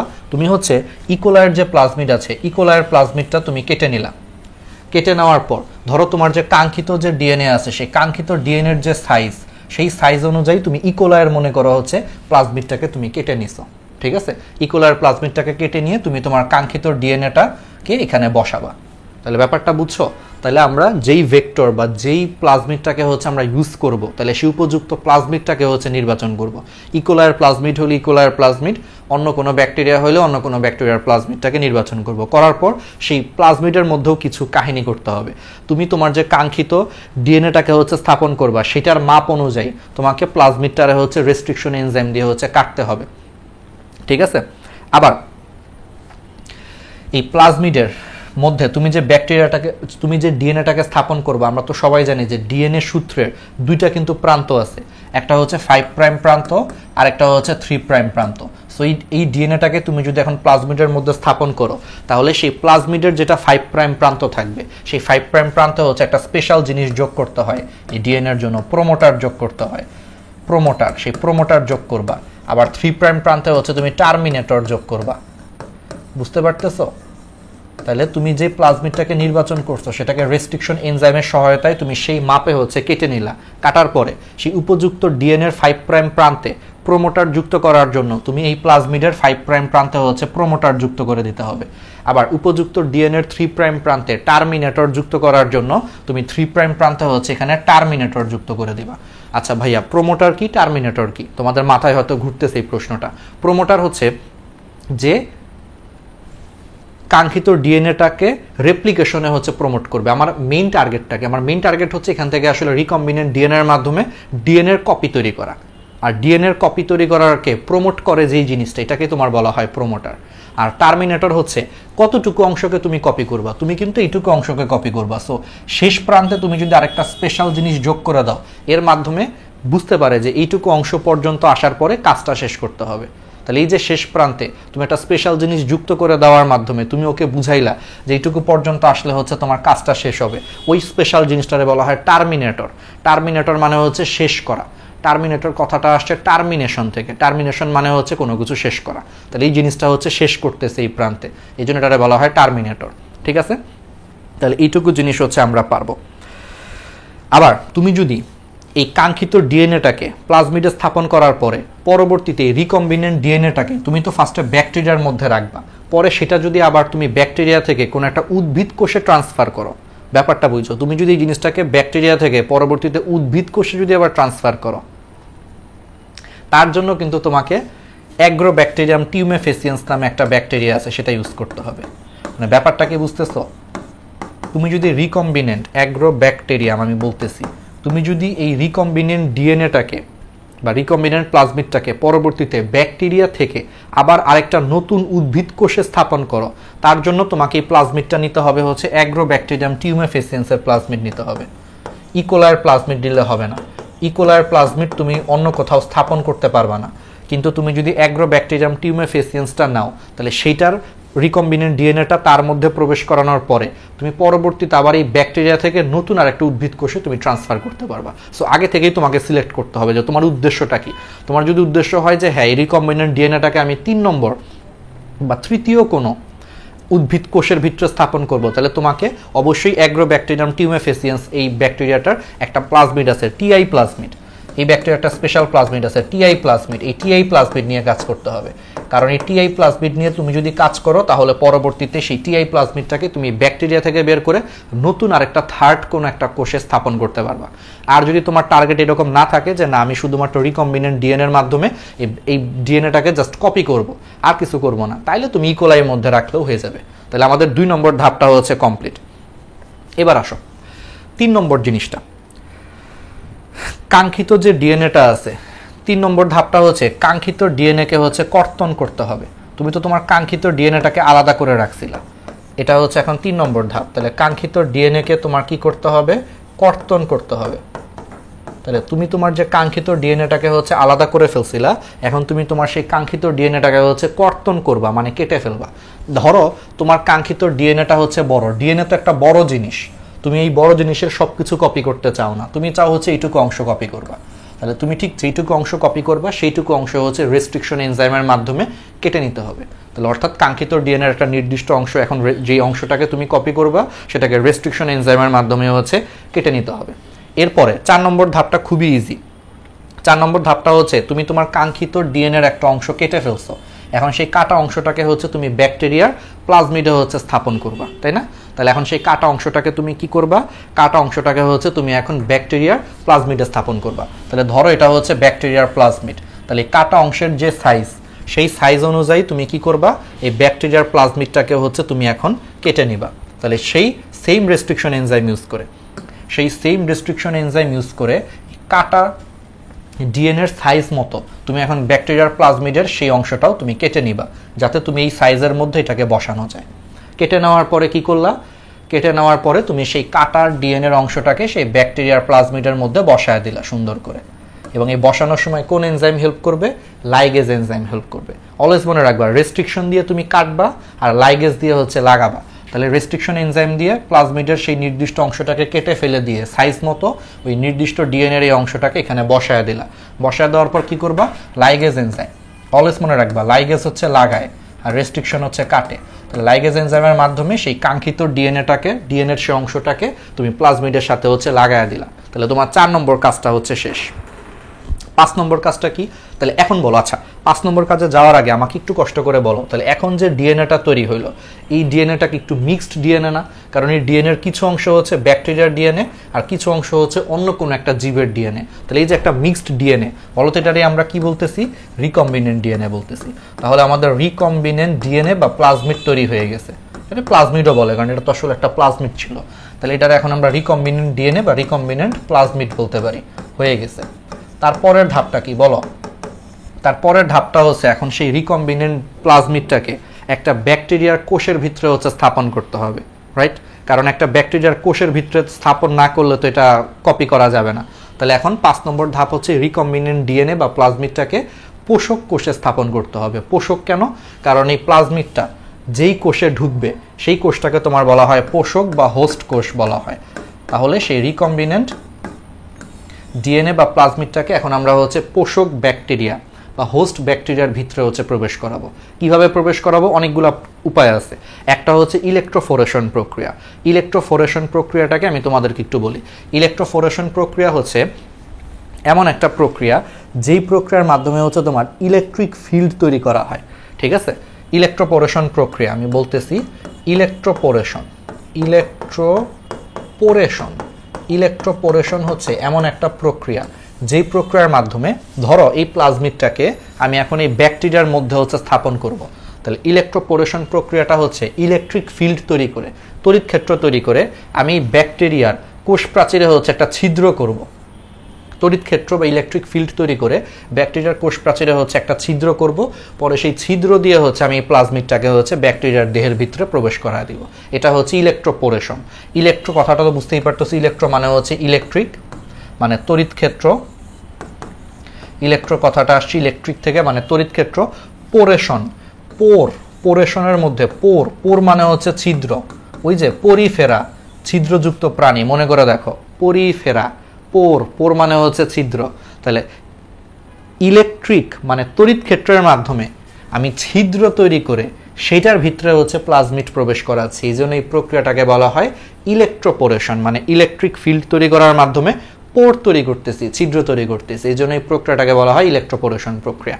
এইভাবে আমি প্লাজমিডকে হচ্ছে তোমার পোষক বা হোস্ট ব্যাকটেরিয়ার ভিতরে স্থাপন করতে পারি। অথবা আরেকটা কাজ করা যায়। আরেকটা কাজ কি? সেই আরেকটা কাজ হচ্ছে হিট শকের মাধ্যমেও করা যায়। হিট শক হচ্ছে একটা রাসায়নিক প্রক্রিয়া। সেটা কিভাবে কাজ করে? ফার্স্টে আমি হচ্ছে এই ব্যাকটেরিয়াটাকে ক্যালসিয়াম ক্লোরাইড যুক্ত দ্রবণের মধ্যে হচ্ছে রেখে দিব। ঠান্ডা বা বরফযুক্ত ক্যালসিয়াম ক্লোরাইড দ্রবণের মধ্যে হচ্ছে ব্যাকটেরিয়াটাকে হচ্ছে রেখে দিব। রেখে দেওয়ার পর এটাকে হিট শক দিব। সেই হিট শক দিয়ে তারপরও আমি সেই প্লাজমিডটাকে হচ্ছে এটার ভিতরে প্রবেশ করাইতে পারি। সো অনেকগুলো প্রকার আছে। ইলেকট্রোপোরেশন করতে পারো, বা এই যে ক্যালসিয়াম ক্লোরাইড যুক্ত ঠান্ডা দ্রবণের মধ্যে রেখে হিট শকের মাধ্যমেও তুমি হচ্ছে প্লাজমিডটাকে পোষক কোষে হচ্ছে প্রবেশ করাইতে পারো। তাহলে এই যে এখন পোষক কোষে প্লাজমিড যে ঢুকে গেল, তাহলে এখন এই পোষক কোষটাকে তোমার বলা হবে ট্রান্সফর্মড ব্যাকটেরিয়া। ট্রান্সফর্মড কেন? কারণ এই ব্যাকটেরিয়াটা কিন্তু এখন আগের মতো নাই, এটা কিন্তু ট্রান্সফর্মড হয়েছে। মানে এর প্লাজমিড কিন্তু চেঞ্জ করে দিছো, তুমি প্লাজমিডটাকে চেঞ্জ করে তুমি ঢুকাইয়া দিছো। এই জন্য তখন এই ব্যাকটেরিয়াটাকে বলা হবে ট্রান্সফর্মড ব্যাকটেরিয়া। আর আরেকটা জিনিস মাথায় রাখবা, পোষক হিসেবে যেই ব্যাকটেরিয়াটাকে তুমি নির্বাচন করবা সেই ব্যাকটেরিয়ার প্লাজমিড কিন্তু থাকবে না, ওর নিজস্ব প্লাজমিড থাকবে না। ওটাকে বের করে দিয়ে তার জায়গায় তুমি হচ্ছে এই রিকম্বিনেন্ট প্লাজমিডটা প্রবেশ করায় দিচ্ছ। ঠিক আছে, এই জন্য এই ব্যাকটেরিয়াটাকে এখন বলা হয় ট্রান্সফর্মড ব্যাকটেরিয়া, কারণ এই ব্যাকটেরিয়ার মধ্যে অনেক কিছু চেঞ্জ করে ফেলছো তুমি, ওর প্লাজমিডটাকে চেঞ্জ করে ফেলছো। এই জন্য এটাকে বলা হয় ট্রান্সফর্ম করা। ট্রান্সফর্ম মানে কোনো কিছুকে পরিবর্তন করা। তাহলে এই ব্যাকটেরিয়াটাকে তখন বলা হবে ট্রান্সফর্মড ব্যাকটেরিয়া। তাহলে ট্রান্সফর্মড ব্যাকটেরিয়া তৈরি করে ফেলছো। এখন তুমি এই যে ট্রান্সফর্মড ব্যাকটেরিয়া অর্থাৎ পোষক ব্যাকটেরিয়ার ভিতরে তুমি যে রিকম্বিনেন্ট ডিএনএটাকে তুমি যে প্রবেশ করাইছো, এটাকে চেক করতে হবে। মানে অনেক সময় চেক করতে হবে তুমি যে প্রবেশ করাইছো তোমার এই প্রবেশটা কি ঠিক আছে নাকি এটা ভুল, এটা চেক করতে হবে। অর্থাৎ তোমাকে রিকম্বিনেন্ট ডিএনএটাকে মূল্যায়ন করতে হবে। কি করতে হবে? রিকম্বিনেন্ট ডিএনএটাকে এখন কি করতে হবে? মূল্যায়ন করতে হবে। তাহলে রিকম্বিনেন্ট ডিএনএটাকে এখন আমাদেরকে কি করতে হবে? তাহলে সেই রিকম্বিনেন্ট ডিএনএটাকে আমরা কি করব? মূল্যায়ন করব। তাহলে এখন তোমরাই বলো এই রিকম্বিনেন্ট ডিএনএটাকে আমরা কিভাবে মূল্যায়ন করব? তুমি যে ট্রান্সফর্মড ব্যাকটেরিয়া তৈরি করছো সেই ট্রান্সফর্মড ব্যাকটেরিয়াকে তুমি একটা উপযুক্ত আবাদ মাধ্যমে নিবা। অর্থাৎ তুমি সেখানে খাদ্য দিবা, প্রয়োজনীয় পুষ্টি দিবা, খাবার দাবার দিবা, ফলে ব্যাকটেরিয়া হচ্ছে বংশবৃদ্ধি করবে। তারপরে তুমি সেখানে স্পেসিফিক অ্যান্টিবায়োটিক ওষুধ প্রস্তুত করবা। কারণ আমি একটু আগে বলছিলাম যে তুমি যে প্লাজমিডটা ঢুকাইছো সেই প্লাজমিডে কিন্তু অ্যান্টিবায়োটিক প্রতিরোধ ক্ষমতা সম্পন্ন একটা ধর্ম আছে। সো তুমি এখন এটা চেক করার জন্য সেই ব্যাকটেরিয়াটাকে আবাদ মাধ্যমে নিয়ে পুষ্টি দিয়ে সেটাকে বংশবৃদ্ধি করায় সেখানে সেই অ্যান্টিবায়োটিকটা প্রয়োগ করবা। প্রয়োগ করার পর তুমি যদি দেখো যে সেই ব্যাকটেরিয়ার বংশবৃদ্ধিতে কোনো বাধা দিচ্ছে না, তার মানে তুমি বুঝলা যে এখানে অ্যান্টিবায়োটিক কোনো কাজ করতেছে না, তার মানে এই প্লাজমিডটা এটার ভিতরে ঢুকছে। আবার বলি, আমরা যেই প্লাজমিডটাকে ভিতরে ঢুকাইছি সেই প্লাজমিডের ভিতরে কিন্তু আবার অ্যান্টিবায়োটিক প্রতিরোধ ক্ষমতা সম্পন্ন একটা ধর্ম আছে। সো আমি এই ব্যাকটেরিয়াটাকে উপযুক্ত আবাদ মাধ্যমে খাদ্য দিয়ে পুষ্টি দিয়ে বংশবৃদ্ধি করানোর পরে সেখানে সেই নির্দিষ্ট অ্যান্টিবায়োটিকটা আমি দিব। দেওয়ার পরে যদি দেখি যে সেই অ্যান্টিবায়োটিক কোনো কাজ করতেছে না, তাহলে তুমি বুঝতে পারবো যে অ্যান্টিবায়োটিক কাজ করতেছে না, তার মানে এখন নতুন যে ব্যাকটেরিয়াগুলো হয়েছে প্রত্যেকটা ব্যাকটেরিয়ার ভিতরে অ্যাকচুয়ালি এই প্লাজমিডটা আছে, এই জন্যই অ্যান্টিবায়োটিক কাজ করতেছে না। মানে আমি শিওর হইলাম আসলে বা আরেকভাবে শিওর হওয়া যায় জেনেটিক প্রোব ইউজ করার মাধ্যমে। জেনেটিক প্রোব কি? জেনেটিক প্রোব হচ্ছে তোমার এক ধরনের মেটাল ডিটেক্টরের মতো কাজ করে। জেনেটিক প্রোব এই যে প্লাজমিডের মধ্যে যে কাঙ্ক্ষিত ডিএনএর যে অংশ আছে সেই কাঙ্ক্ষিত ডিএনএর সাথে জেনেটিক প্রোব ইউজ করলে সেই জেনেটিক প্রোবের মধ্যেও একটা ছোট্ট ডিএনএর পার্ট থাকে। তোমাদের অনেকের কাছে একটু কঠিন লাগতেছে, তাহলে একটা হচ্ছে অ্যান্টিবায়োটিক প্রয়োগ করার মাধ্যমে আমি শনাক্ত করতে পারি যে আসলে এটা ভিতরে গেছে কিনা, অথবা আরও কিছু প্রক্রিয়া আছে। এর মধ্যে হচ্ছে একটা প্রক্রিয়া হচ্ছে পিসিআর প্রক্রিয়া, এটি একটু আগে আমরা বলছি পিসিআর প্রক্রিয়া, অথবা জেনেটিক প্রোব ইউজ করতে পারি। তাহলে আসো এখন আমরা একটু জেনেটিক প্রোব নিয়ে আলোচনা করি। জেনেটিক প্রোব জিনিসটা কি? জেনেটিক প্রোব হচ্ছে এখানে একটা ছোট্ট ডিএনএ খণ্ড থাকে। জেনেটিক প্রোব হচ্ছে এখানে একটা ছোট ডিএনএর একটা খণ্ড আছে। তাহলে জেনেটিক প্রোব হচ্ছে এটাতে একটা কি থাকবে? ছোট ডিএনএ খণ্ড থাকবে। এখন সেই ছোট ডিএনএর যে খণ্ডটা আছে, সেই ছোট ডিএনএ খণ্ডটা আমাদের যে মনে করো কাঙ্ক্ষিত যে ডিএনএটা, ধরো এই যে আমি অন্য কালি দিয়ে আঁকি, ধরো এটা হচ্ছে এই লালটা হচ্ছে আমাদের কাঙ্ক্ষিত ডিএনএ। তাহলে জেনেটিক প্রোবের মধ্যে যে ছোট ডিএনএ খণ্ড আছে সেই ছোট ডিএনএ খণ্ডটা আমাদের কাঙ্ক্ষিত ডিএনএর সাথে হচ্ছে দ্বিসূত্রক ডিএনএ তৈরি করতে পারে। সো তুমি জেনেটিক প্রোবটা যখন এখানে ধরবা, তুমি দেখবা জেনেটিক প্রোবের যে ডিএনএ খণ্ড আছে সেই খণ্ডটা এই কাঙ্ক্ষিত ডিএনএর সাথে হচ্ছে তোমার দ্বিসূত্রক বন্ধন তৈরি করে ফেলছে। তাই তুমি বুঝতে পারবা যে যেহেতু এটার সাথে বন্ধন তৈরি করে ফেলছে, তার মানে এটাই হচ্ছে আমাদের সেই কাঙ্ক্ষিত ডিএনএ। আর যদি কাঙ্ক্ষিত ডিএনএ না থাকে তাহলে এখানে জেনেটিক প্রোবটা কোনো বন্ধন তৈরি করবে না। সো তুমি বন্ধন তৈরি করলে বুঝবা যে হ্যাঁ ঠিক আছে এটাই আমাদের কাঙ্ক্ষিত ডিএনএ। আর বন্ধন তৈরি না করলে তুমি বুঝতে পারবা যে তার মানে এটা আমাদের কাঙ্ক্ষিত ডিএনএ না, তার মানে এখানে কোনো একটা ভুল হয়েছে। তাহলে তুমি ভুল ত্রুটি হচ্ছে মূল্যায়ন করলা। এরপরে কি করবা? তোমার মোটামুটি কাজ শেষ। তাহলে আবাদ মাধ্যমে তুমি যে ব্যাকটেরিয়াগুলো নিছো, তুমি তখন বুঝতেই পারতেছো সেই ব্যাকটেরিয়াগুলোর সংখ্যা বৃদ্ধি করবে এবং প্রত্যেকটা যে নতুন ব্যাকটেরিয়া আছে, ব্যাকটেরিয়া তো গাধা, ও তো বুঝে না, প্রত্যেকটা নতুন ব্যাকটেরিয়াতে হচ্ছে তোমার এখন রিকম্বিনেন্ট ডিএনএর একটা করে কপি তৈরি হয়ে যাবে। ফলে লক্ষ লক্ষ কোটি কোটি যদি ব্যাকটেরিয়া তৈরি হয়, সেই লক্ষ লক্ষ কোটি কোটি ব্যাকটেরিয়ার মধ্যে লক্ষ লক্ষ কোটি কোটি কপি তৈরি হয়ে গেল, তোমার কাঙ্ক্ষিত ডিএনএর কপি তৈরি হয়ে গেল। ঠিক আছে, তোমার মোটামুটি কাজ শেষ। এখন আসো কিছু স্পেশাল কাজ আছে। তুমি যদি এখন এই ব্যাকটেরিয়াগুলোর প্লাজমিডের ভিতরে যে কাঙ্ক্ষিত ডিএনএ আছে সেই কাঙ্ক্ষিত ডিএনএকে তুমি যদি আরেকটা উদ্ভিদ কোষের মধ্যে স্থাপন করতে চাও, তাহলে তোমাকে কি করতে হবে? তাহলে এখন তোমার করতে হবে কি, সেই প্লাজমিডগুলোর হচ্ছে বের করে নিয়ে নতুন হচ্ছে তোমার উদ্ভিদ কোষে স্থানান্তর করতে হবে। অনেক সময় হয় যে আমরা শুধু ব্যাকটেরিয়ার মধ্যে ডিএনএটা রাখতে চাচ্ছি না, আমি ব্যাকটেরিয়াটাকে জাস্ট ইউজ করে কি করছি, এটার ডিএনএটাকে হচ্ছে অনেকগুলো কপি করছি, সংখ্যা বৃদ্ধি করছি। এখন আমি সেই কাঙ্ক্ষিত ডিএনএটাকে নতুন আরেকটা উদ্ভিদ কোষে প্রতিস্থাপন করতে চাই, তাহলে কি করতে হবে? তাহলে তো তুমি আগে ওই যে অ্যাগ্রোব্যাকটেরিয়াম টিউমেফেসিয়ান্স বলছিলাম না, যে ইকোলাই নিলে কিন্তু হবে না এই ক্ষেত্রে। ইকোলাই কি করতে পারে? ইকোলাই হচ্ছে শুধুমাত্র ওর ভিতরে যদি তুমি রিকম্বিনেন্ট ডিএনএটা দিয়ে দাও, ও শুধু সেটাকে কপি করতে পারে। কিন্তু ইকোলাই থেকে প্লাজমিড বের করে এটাকে আরেকটা কোষের ভিতরে কখনো প্রবেশ করানো যায় না। কিন্তু তুমি যদি আগে থেকে অ্যাগ্রোব্যাকটেরিয়াম টিউমেফেসিয়েন্স নামে একটা ব্যাকটেরিয়া আছে, অ্যাগ্রোব্যাকটেরিয়াম টিউমেফেসিয়েন্স নামে একটা ব্যাকটেরিয়া আছে, ওই যে একটু আগে পড়াইছি, যে তোমার যদি উদ্দেশ্য থাকলে তো তুমি আগে থেকেই যদি তৃতীয় আরেকটা যদি তুমি কোষের ভিতরে প্রবেশ করাও, তাহলে তো তুমি আগে থেকেই অ্যাগ্রোব্যাকটেরিয়াম টিউমেফেসিয়েন্স নামে একটা ব্যাকটেরিয়া আছে, টিউমেফেসিয়েন্স নামে একটা ব্যাকটেরিয়া আছে। টিটা ছোট হাতের দিবা, কারণ এটা বৈজ্ঞানিক নাম লিখতেছি, তো বৈজ্ঞানিক নামে সবসময় ছোট হাতে দিতে হয়। তাহলে অ্যাগ্রোব্যাকটেরিয়াম টিউমেফেসিয়েন্স যে ব্যাকটেরিয়া আছে, তুমি তো সেটা ইউজ করছো আগে থেকেই। সেটার মধ্যে টিআই একটা প্লাজমিড আছে, সেই টিআই প্লাজমিডটাকে তুমি এখন কি করবা? কোটি কোটি যে কপি তৈরি হয়েছে, তাহলে প্রত্যেকটা অ্যাগ্রোব্যাকটেরিয়াম টিউমেফেসিয়েন্সের যে টিআই প্লাজমিড আছে, তো যে কোনো একটা টিআই প্লাজমিডকে তুমি বের করে নিবা। বের করে নিয়ে সেটাকে তুমি এখন একটা নতুন উদ্ভিদ কোষে এই রিকম্বিনেন্ট ডিএনএটাকে হচ্ছে স্থাপন করবা। স্থাপন করার পরে নতুন যে উদ্ভিদ কোষটা পেয়েছো, সেই নতুন উদ্ভিদ কোষটাকে তুমি এখন টিস্যু কালচার করবা। টিস্যু কালচার করে সেখান থেকে লক্ষ লক্ষ কোটি কোটি হচ্ছে তুমি চারা তৈরি করে তুমি যে নতুন গাছ পাবা, তাহলে সেই প্রত্যেকটা গাছে হচ্ছে তোমার কাঙ্ক্ষিত ডিএনএর একটা করে অংশ থাকার কারণে সেই গাছগুলাতে হচ্ছে কাঙ্ক্ষিত বৈশিষ্ট্যগুলা পাওয়া যাবে। ব্যাপারটা বুঝছো? এটাই হচ্ছে তোমার রিকম্বিনেন্ট ডিএনএ প্রযুক্তি। আর টিস্যু কালচার তো আমরা এই প্রথম ক্লাসে পড়াইছি, এটারই ফার্স্ট পার্টটা দেখবা, ফার্স্ট পার্টে হচ্ছে এটা পড়ানো আছে। তাহলে ব্যাপারটাকে যদি আমি আরেকটু সংক্ষেপে বলি ভাই, খুবই সহজ, কঠিন প্যাচ লাগানোর কিছু না, একবার ইজি আসলে। তুমি চাইলে বানায় লিখতে পারো, মাঝখানে দুই একটা যদি তুমি স্টেপ বাদ দাও তাও কোনো প্রবলেম নাই। মেইন জিনিসগুলো তো বুঝছো, যে ফার্স্টে হচ্ছে কাঙ্ক্ষিত ডিএনএ নির্বাচন এবং পৃথকীকরণ করতে হবে, তারপর উপযুক্ত ভেক্টর বা প্লাজমিড নির্বাচন করতে হবে, তারপরে সেই কাঙ্ক্ষিত ডিএনএর অংশটাকে কেটে নিতে হবে, পরে সেই কাটা অংশটাকে প্লাজমিডের মধ্যে স্থাপন করতে হবে, পরে সেই প্লাজমিডটাকে হচ্ছে পোষক ব্যাকটেরিয়ার ভিতরে প্রবেশ করাইতে হবে, পরে পোষক ব্যাকটেরিয়াটাকে উপযুক্ত আবাদ মাধ্যমে পুষ্টি সরবরাহের মাধ্যমে বংশবৃদ্ধি করাইলে, ব্যাকটেরিয়া যেহেতু গাধা, সো প্রত্যেকটা নতুন ব্যাকটেরিয়ার ভিতরে হচ্ছে তোমার এই রিকম্বিনেন্ট ডিএনএটা তৈরি হবে।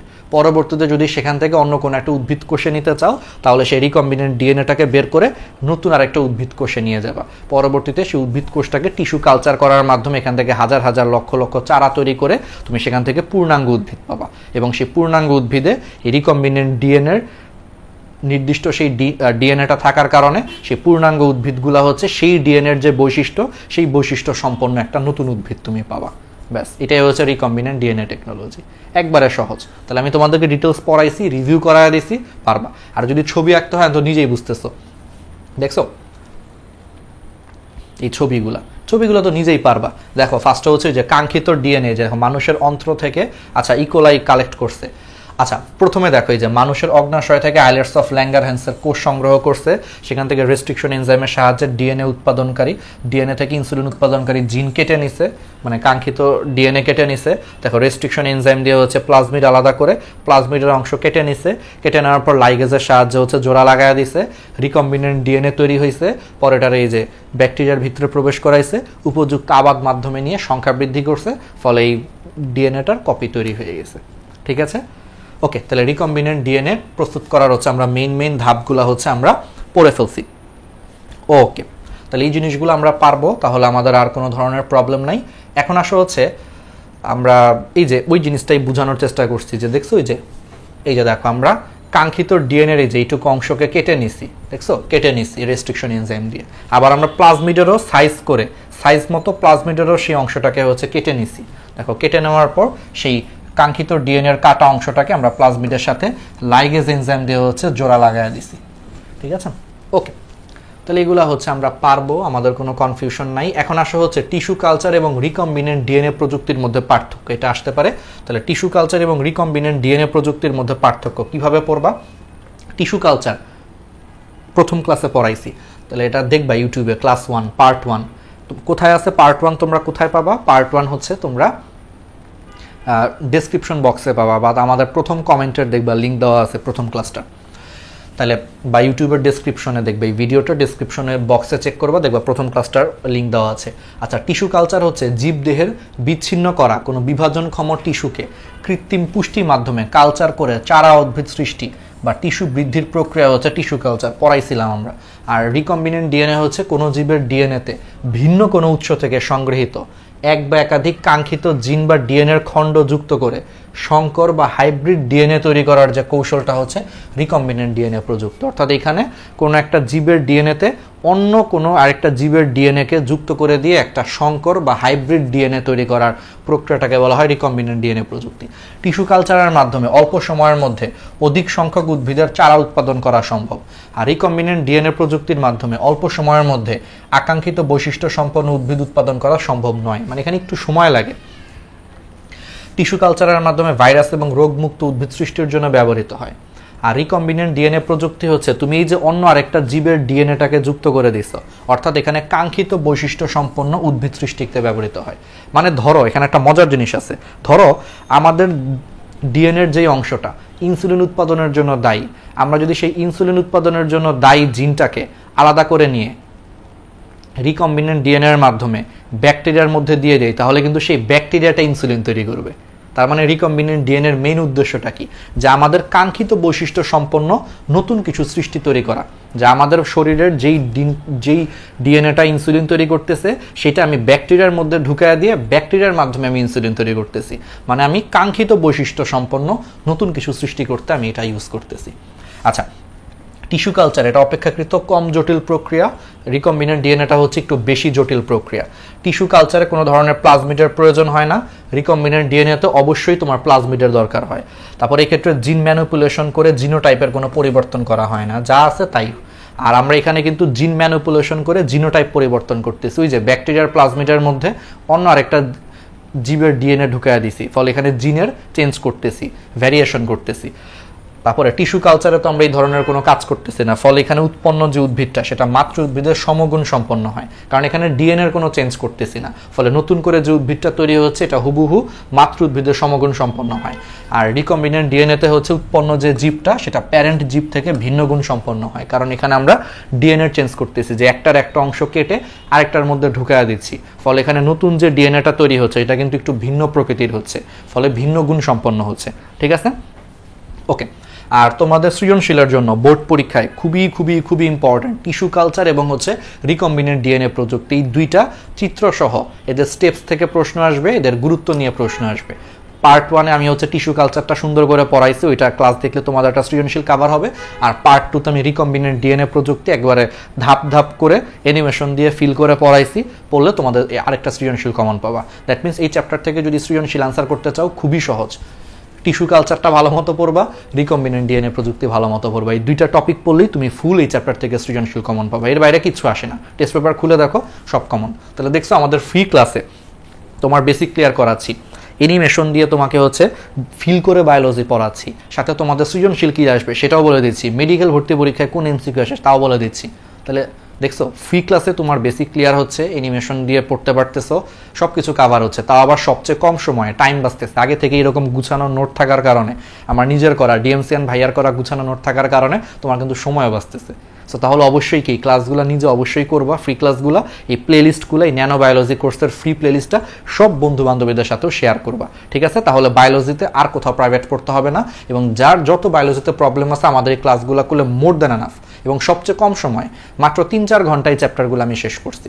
ঠিক আছে, ওকে, তাহলে পারবা। এখন আসো আরেকটা পার্থক্য আছে, এই রিকম্বিনেন্ট ডিএনএ টেকনোলজি, এই রিকম্বিনেন্ট ডিএনএ টেকনোলজি, আরডিএ, আর মানে হচ্ছে রিকম্বিনেন্ট ডিএনএ টেকনোলজি, মানে রিকম্বিনেন্ট ডিএনএ প্রযুক্তি, আর হচ্ছে পিসিআর এর পার্থক্য, এটাও মাঝে মাঝে আসতে পারে সৃজনশীলের ক্ষতে।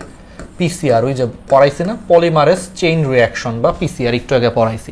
আর রিকম্বিনেন্ট ডিএনএ টেকনোলজি, এই দুটার মধ্যে হচ্ছে পার্থক্য থেকেও মাঝে মাঝে হচ্ছে তোমার কি হতে পারে, মাঝে মাঝে হচ্ছে পরীক্ষায় প্রশ্ন আসতে পারে। বলো তাহলে এই দুইটার পার্থক্য কি হতে পারে? রিকম্বিনেন্ট ডিএনএ টেকনোলজিতে তুমি একটা নির্দিষ্ট জিনকে ক্লোনিং করাচ্ছ, জিনের কপি তৈরি করতেছো, জিনকে ক্লোনিং করাচ্ছ এবং সেই জিনের বৈশিষ্ট্যকে তুমি প্রকাশও করতেছো, ক্লোনিং প্লাস বৈশিষ্ট্য প্রকাশও করতেছো।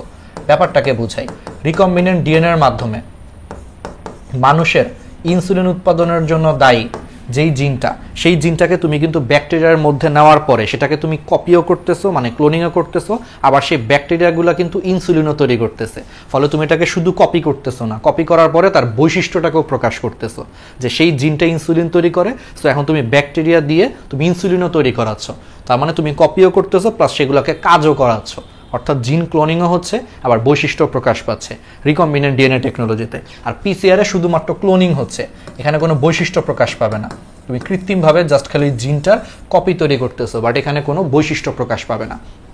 সেকেন্ড জিনিসটা হচ্ছে রিকম্বিনেন্ট ডিএনএটা হচ্ছে in Vivo technology. In Vivo, in Vivo মানে হচ্ছে কোষের ভিতরে, ইন মানে ভিতরে, ভিভো মানে হচ্ছে কোষ, মানে এটা সজীব কোষের ভিতরে সংগঠিত হয়। রিকম্বিনেন্ট ডিএনএ টেকনোলজি কোষের ভিতরে সংগঠিত হয়, ভিভো মানে হচ্ছে কোষ, আর ইন মানে ভিতরে, তার মানে এটা হচ্ছে কোষের ভিতরে সংগঠিত হয়। আর পিসিআর এটা হচ্ছে in vitro, in vitro, vitro মানে হচ্ছে কাচের পাত্র, ইন মানে ভিতরে, ভিট্রো মানে হচ্ছে কাচ, তাহলে এটা কাচের পাত্রের ভিতরে সংগঠিত হচ্ছে। বলছিলাম না যে পিসিআর কিন্তু কোষের বাইরে হয়, দ্যাট মিনস এটা কোষের বাইরে কাচের পাত্রের ভিতরে সংগঠিত হচ্ছে। এই ক্ষেত্রে কাচের পাত্র বলতে টেস্ট টিউবকে বোঝানো হচ্ছে, এটা টেস্ট টিউবের ভিতরে হয়, এই জন্য এটা বলা হয় ইন ভিট্রো, ভিট্রো মানে হচ্ছে কাচ। আচ্ছা, রিকম্বিনেন্ট ডিএনএ টেকনোলজিতে হচ্ছে অবশ্যই তোমার কি লাগবে, ভেক্টর আবশ্যক। ভেক্টর বলো তো, ভেক্টর হিসেবে কে কাজ করে, প্লাজমিড কাজ করে, তার মানে এখানে অবশ্যই ভেক্টর লাগবে, মাস্ট, মানে প্লাজমিড লাগবে। আর পিসিআরে হচ্ছে অবশ্যই ডিএনএ পলিমারেজ এনজাইম লাগবে, ডিএনএ পলিমারেজ এনজাইম লাগবে, বাট এটা হচ্ছে heat resistant DNA polymerase enzyme লাগবে, মানে তাপ সহ্যকারী ডিএনএ পলিমারেজ এনজাইম লাগবে। কেন ডিএনএ পলিমারেজ এনজাইম লাগবে? যে পড়াইছি প্রসেসটা পড়ানোর সময় যে ডিএনএ পলিমারেজ কি করে, সুতাটাকে হচ্ছে তোমার বর্ধিত করে। প্রাইমার তৈরি করে দেওয়ার পরে সে ডিএনএ পলিমারেজ এনজাইমটা সুতাটাকে কি করতেছে, বর্ধিত করতেছে। ফলে এখানে অবশ্যই ডিএনএ পলিমারেজ লাগবে। হিট রেজিস্ট্যান্ট কেন? কারণ তুমি পিসিআরটা কিন্তু 90 ডিগ্রি সেলসিয়াস তাপমাত্রায় করাচ্ছ, তুমি কিন্তু এই পুরো প্রক্রিয়াটা 90 ডিগ্রি সেলসিয়াস তাপমাত্রায় করাচ্ছ। ফলে এখানে যে তুমি এনজাইমটা ইউজ করবা সেটা অবশ্যই হিট রেজিস্ট্যান্ট হইতে হবে। যেটা যদি হিট রেজিস্ট্যান্ট না হয়, তুমি টেম্পারেচার দিলে এনজাইম নষ্ট হয়ে গেল, তাহলে কিন্তু আর এখানে পিসিআর হবে না। এই জন্য পিসিআরে তুমি যে ডিএনএ পলিমারেজ ইউজ করবে অবশ্যই সেটা হিট রেজিস্ট্যান্ট হইতে হবে, কারণ এই পুরো প্রক্রিয়াটা তুমি 90 ডিগ্রি সেলসিয়াসে করতেছো। 90 ডিগ্রি সেলসিয়াস কিন্তু অনেক বেশি একটা টেম্পারেচার। তো এত টেম্পারেচারে যদি তোমার এনজাইম নষ্ট হয়ে যায় তাহলে তো এটা হবে না। তাহলে এমন একটা এনজাইম ইউজ করতে হবে যেটা হচ্ছে হিট রেজিস্ট্যান্ট, মানে যেটা হচ্ছে 90 ডিগ্রি সেলসিয়াস তাপমাত্রাতেও কাজ করতে পারে। এরকম hit resistant DNA polymerase enzyme অবশ্যই লাগবে, ঠিক আছে? ওকে, তারপরে ভেক্টর লাগবে। ওইখানে কি কোনো ভেক্টর লাগবে না, এখানে কোনো প্লাজমিড লাগবে না। তাহলে এখানে প্লাজমিড লাগবে না, এখানে প্লাজমিড লাগবে। আবার এখানে কোন এনজাইম লাগে বলো? রেস্ট্রিকশন এনজাইম লাগে, একটু আগে পড়াইছি। রেস্ট্রিকশন এনজাইম লাগে হচ্ছে কাটার জন্য, রেস্ট্রিকশন এনজাইম লাগে হচ্ছে তোমার কাটার জন্য, প্লাস লাইগেজ এনজাইম লাগে হচ্ছে লাগানোর জন্য। তাহলে restriction enzyme plus ligase enzyme লাগে। আর এখানে হচ্ছে hit resistant DNA polymerase enzyme লাগবে, ঠিক আছে? তো এইগুলা হচ্ছে তোমার মোটামুটি পার্থক্য। তাহলে বুঝছো, খুবই সহজ। একটা হচ্ছে ক্লোনিং প্লাস বৈশিষ্ট্য প্রকাশ, আর একটা হচ্ছে শুধু ক্লোনিং করা, কপি করা। তারপরে একটা হচ্ছে ইন ভিভো, ভিভো মানে কোষ, কোষের ভিতরে। আর একটা হচ্ছে ইন ভিট্রো মানে কাচের ভিতরে, মানে টেস্ট টিউবের ভিতরে হয়। একটাতে হচ্ছে প্লাজমিড বা ভেক্টর মাস্ট লাগতেছে, ওইখানে লাগতেছে না। এখানে হচ্ছে রেস্ট্রিকশন এনজাইম লাগতেছে কাটার জন্য, প্লাস লাইগেজ লাগছে লাগানোর জন্য। আর এখানে ডিএনএ পলিমারেজ এনজাইম লাগতেছে, হিট রেজিস্ট্যান্ট হচ্ছে লাগতেছে, ঠিক আছে? পারা যাবে তাহলে, ঠিক আছে? ওকে, তাহলে এই জিনিসগুলো হচ্ছে তোমরা পড়ে ফেলো। এটা আমাদের পার্ট 2। আমরা ছোট্ট আরেকটা পার্ট বের করব, পার্ট 3। পার্ট 3 এর মাধ্যমে এটা শেষ করে দেবো। আমাদের এই চ্যাপ্টার কিন্তু ছোট 1.5 ঘন্টার হচ্ছে তোমার পার্ট। সো একটা 1.5 ঘন্টা, পার্ট 2 1.5 ঘন্টা, পার্ট 3 আরো ছোট হবে, এটা 1 ঘন্টার মধ্যে আমরা শেষ করে দেবো। সো 4 ঘন্টা পড়লে তোমার ফুল চ্যাপ্টার অ্যানিমেশন দিয়ে কভার হয়ে যাচ্ছে। তো অবশ্যই পড়া দরকার। প্লাস দেখো, অলরেডি আমরা দেখো ঘাস ফড়িং পড়াইছি, দেখছো কত অ্যামেজিং অ্যানিমেশন দিয়ে পড়াইছি। খালি ফিল করো যে ঘাস ফড়িং কিভাবে শ্বাস প্রশ্বাস নিচ্ছে, এরকম অ্যানিমেশন দিয়ে সম্পূর্ণ ফ্রিতে পড়াইছি। সম্পূর্ণ ফ্রিতে কিন্তু এরকম অ্যানিমেশন দিয়ে ফিল করে আমরা বায়োলজি পড়াইছি। আবার দেখো মানুষের বুকের খাঁচা কেমনে তৈরি হয়েছে, সামনে স্টারনাম, পিছনে মেরুদণ্ড কিভাবে কানেক্টেড আছে, এগুলো সম্পূর্ণ ফ্রিতে অ্যানিমেশন দিয়ে ফিল করে পড়াইছি। এবং ক্লাসগুলো কোথায় সেভ করা আছে? ডিএমসি স্টেশন ইউটিউব চ্যানেলে। তোমার প্রথম কাজ হবে তাহলে ডিএমসি স্টেশন ইউটিউব চ্যানেলে যাবা, যে সেখানে ন্যানো বায়োলজি কোর্স লিখে সার্চ দিবা, তাহলে একটা ফ্রি প্লেলিস্ট আসবে, সম্পূর্ণ ফ্রি। প্লেলিস্টটা কিন্তু সম্পূর্ণ ফ্রি। সেখানে দেখবা সবগুলা ক্লাস সিরিয়ালি সাজানো আছে, শর্ট সিলেবাস, ফুল শর্ট সিলেবাস কভার করে দেওয়া আছে। আর এইচএসসি 22-এর যখন এইচএসসি এক্সাম হবে, ওদের এক্সামের পরে আস্তে আস্তে হচ্ছে আমি এখানে ফুল বায়োলজি কভার করে দেবো। অর্থাৎ এইচএসসি 23 এবং 24-এর যারা আছো, বা ভবিষ্যতে 25, 26, 27 যারা আসবা, বা 22 ব্যাচের যদি কেউ থাকো, এইচএসসির পরে হচ্ছে ফুল বায়োলজি তো পড়তেই হবে, কারণ মেডিকেল অ্যাডমিশন বা ভার্সিটি অ্যাডমিশনে তো ফুল সিলেবাস। তাদের জন্য টেনশন করার কারণ নেই, আস্তে আস্তে এখানে ফুল বায়োলজি বই। আপাতত শর্ট সিলেবাস কভার করে দেওয়া আছে, তার মানে 14টা চ্যাপ্টার কভার করে দেওয়া আছে। বায়োলজির 2 পেপারের টোটাল 24টা চ্যাপ্টারের মধ্যে 14টা কভার করে দেওয়া আছে, বাকি 10টা আস্তে আস্তে একই প্লেলিস্টে আমরা কভার করে দিব, ঠিক আছে? তো অবশ্যই তোমরা হচ্ছে এগুলা দেখবা এবং বন্ধুদের সাথে শেয়ার করবে। এই ক্লাসগুলো করলে তোমাদের আর কোথাও প্রাইভেট পড়তে হবে না। সেমভাবে আমরা অ্যানিমেশন দিয়ে ফিল করে কেমিস্ট্রি পড়ানোর হচ্ছে একটা উদ্যোগ হাতে নিছি। এই ক্লাসগুলো অলরেডি 4টা ক্লাস নিছি জৈব যৌগের উপরে, সেটাও সেম ডিএমসি স্টেশন ইউটিউব চ্যানেলের ন্যানো কেমিস্ট্রি কোর্স লিখে সার্চ দিবা, জৈব যৌগের 4টা ক্লাস পাবা। ক্লাসগুলো আপাতত করতে থাকো। আমরা হচ্ছে এইটারও কিছু ক্লাস আপাতত আমার ইন্টার্নের জন্য, হাসপাতালের ডিউটির জন্য আমি একটু প্রেশারে আছি, প্রেশারটি একটু কমলে আমরা হচ্ছে এখানে ক্লাসগুলো আবার কন্টিনিউ করব। সেমভাবে ফিল করে সম্পূর্ণ ফ্রিতে এই ক্লাসগুলো করলে তোমাদের কেমিস্ট্রির আর কোনো প্রবলেম থাকবে না। সো নিজেরা ক্লাস করবা, অবশ্যই বন্ধুদের সাথে হচ্ছে শেয়ার করবা। সাথে এটা হচ্ছে আমাদের অফিসিয়াল ফেসবুক গ্রুপ, অনেকে চিনো না। অফিসিয়াল ফেসবুক গ্রুপের নাম হচ্ছে ডিএমসি স্টেশন, 109.7K মতো ফলোয়ার্স আছে। অবশ্যই তোমরা হচ্ছে গ্রুপে জয়েন হবা, বন্ধুদেরকে হচ্ছে ইনভাইট করবা। আর আমাদের হচ্ছে 3টা কোর্স রানিং আছে। একটা হলো এইচএসসি 23-এর হচ্ছে academic plus pre medical biology course, প্রয়াস 2.0 এটা হলো এইচএসসি 22 এবং 21-এর ফুল মেডিকেল কোর্স, আর এটা হচ্ছে সংকেত 1.0 এটা হলো এইচএসসি 23 এবং 24-এর একাডেমিক এবং হচ্ছে তোমার অ্যাডমিশনের কেমিস্ট্রি কোর্স।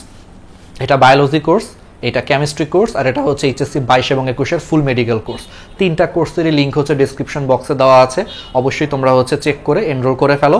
এবং এই কোর্সগুলোতে হচ্ছে তোমরা শুধু ক্লাস পাচ্ছ না, ক্লাসের পাশাপাশি দাগানো বইয়ের পিডিএফ থাকতেছে, লেকচার থাকতেছে, আমাদের গাইডলাইন থাকতেছে এবং ভাইয়ার হচ্ছে স্পেশাল পার্সোনাল কেয়ার থাকতেছে। হ্যাঁ, আমি তোমাদেরকে পার্সোনাল মেন্টরিং করতেছি। এই কোর্সে যারা এনরোল করছে ওদেরকে নিয়ে হচ্ছে আমি একটা মেসেঞ্জার গ্রুপ খুলছি। মেসেঞ্জার গ্রুপে হচ্ছে ডেইলি আমি নিজে তোমাদেরকে পার্সোনালি গাইড করতেছি। তোমরা তোমাদের প্রবলেম শেয়ার করতে পারতেছো যে ভাইয়া এখন কিভাবে পড়বো, আমি তো পিছায় গেছি, কিভাবে এখান থেকে ঘুরে দাঁড়াবো, হতাশ হয়ে গেছি, কেমনে এখান থেকে বের হবো, সামনে 6 মাস আছে, আমার এতগুলা পড়া বাকি, কেমনে এখান থেকে বের হবো, বা মানে টাইম টু টাইম তোমার যেই গাইডলাইন লাগে তুমি কিন্তু সরাসরি আমার সাথে মেসেঞ্জারে কথা বলে তুমি কিন্তু গাইডলাইন পাচ্ছ রেগুলার। তো এরকম একজন ডিএমসিয়ান ভাইয়ার গাইডলাইন যদি শুরু থেকেই তোমরা পেয়ে যাও কলেজ লাইফে, বুঝতেই পারতেছো, বা অ্যাডমিশনের শুরু থেকে যদি পাও, তোমাদের কি আসলে আল্লাহর রহমতে দেখবা যে জীবন যুদ্ধ অনেক আগায় যাবা। সো অবশ্যই আমাদের কোর্সে এনরোল করো, বেস্ট হবে। ডেসক্রিপশন বক্সে লিঙ্ক দেওয়া আছে। আর আমাদের লাইভ ক্লাসগুলো হচ্ছে গ্র্যাভিটি মেডিটেশন নামে ফেসবুক পেজে হয়, তোমরা অবশ্যই পেজটা হচ্ছে ফলো দিয়ে রাখবা, নোটিফিকেশন অন করে রাখবা, তাহলে তোমরা সবগুলা ক্লাসে লিঙ্ক পাবা। আর কোর্সগুলোতে এনরোল করে রাখো, এটা তোমাদের জন্য লাইফের বেস্ট ডিসিশন হবে। আর আমাদের কোর্সে সবগুলা ক্লাসে সেভ করা থাকে, সো কয়েকদিন পরে ভর্তি হলেও কোনো সমস্যা নেই, আগের সবগুলা ক্লাস সেভ করা থাকবে।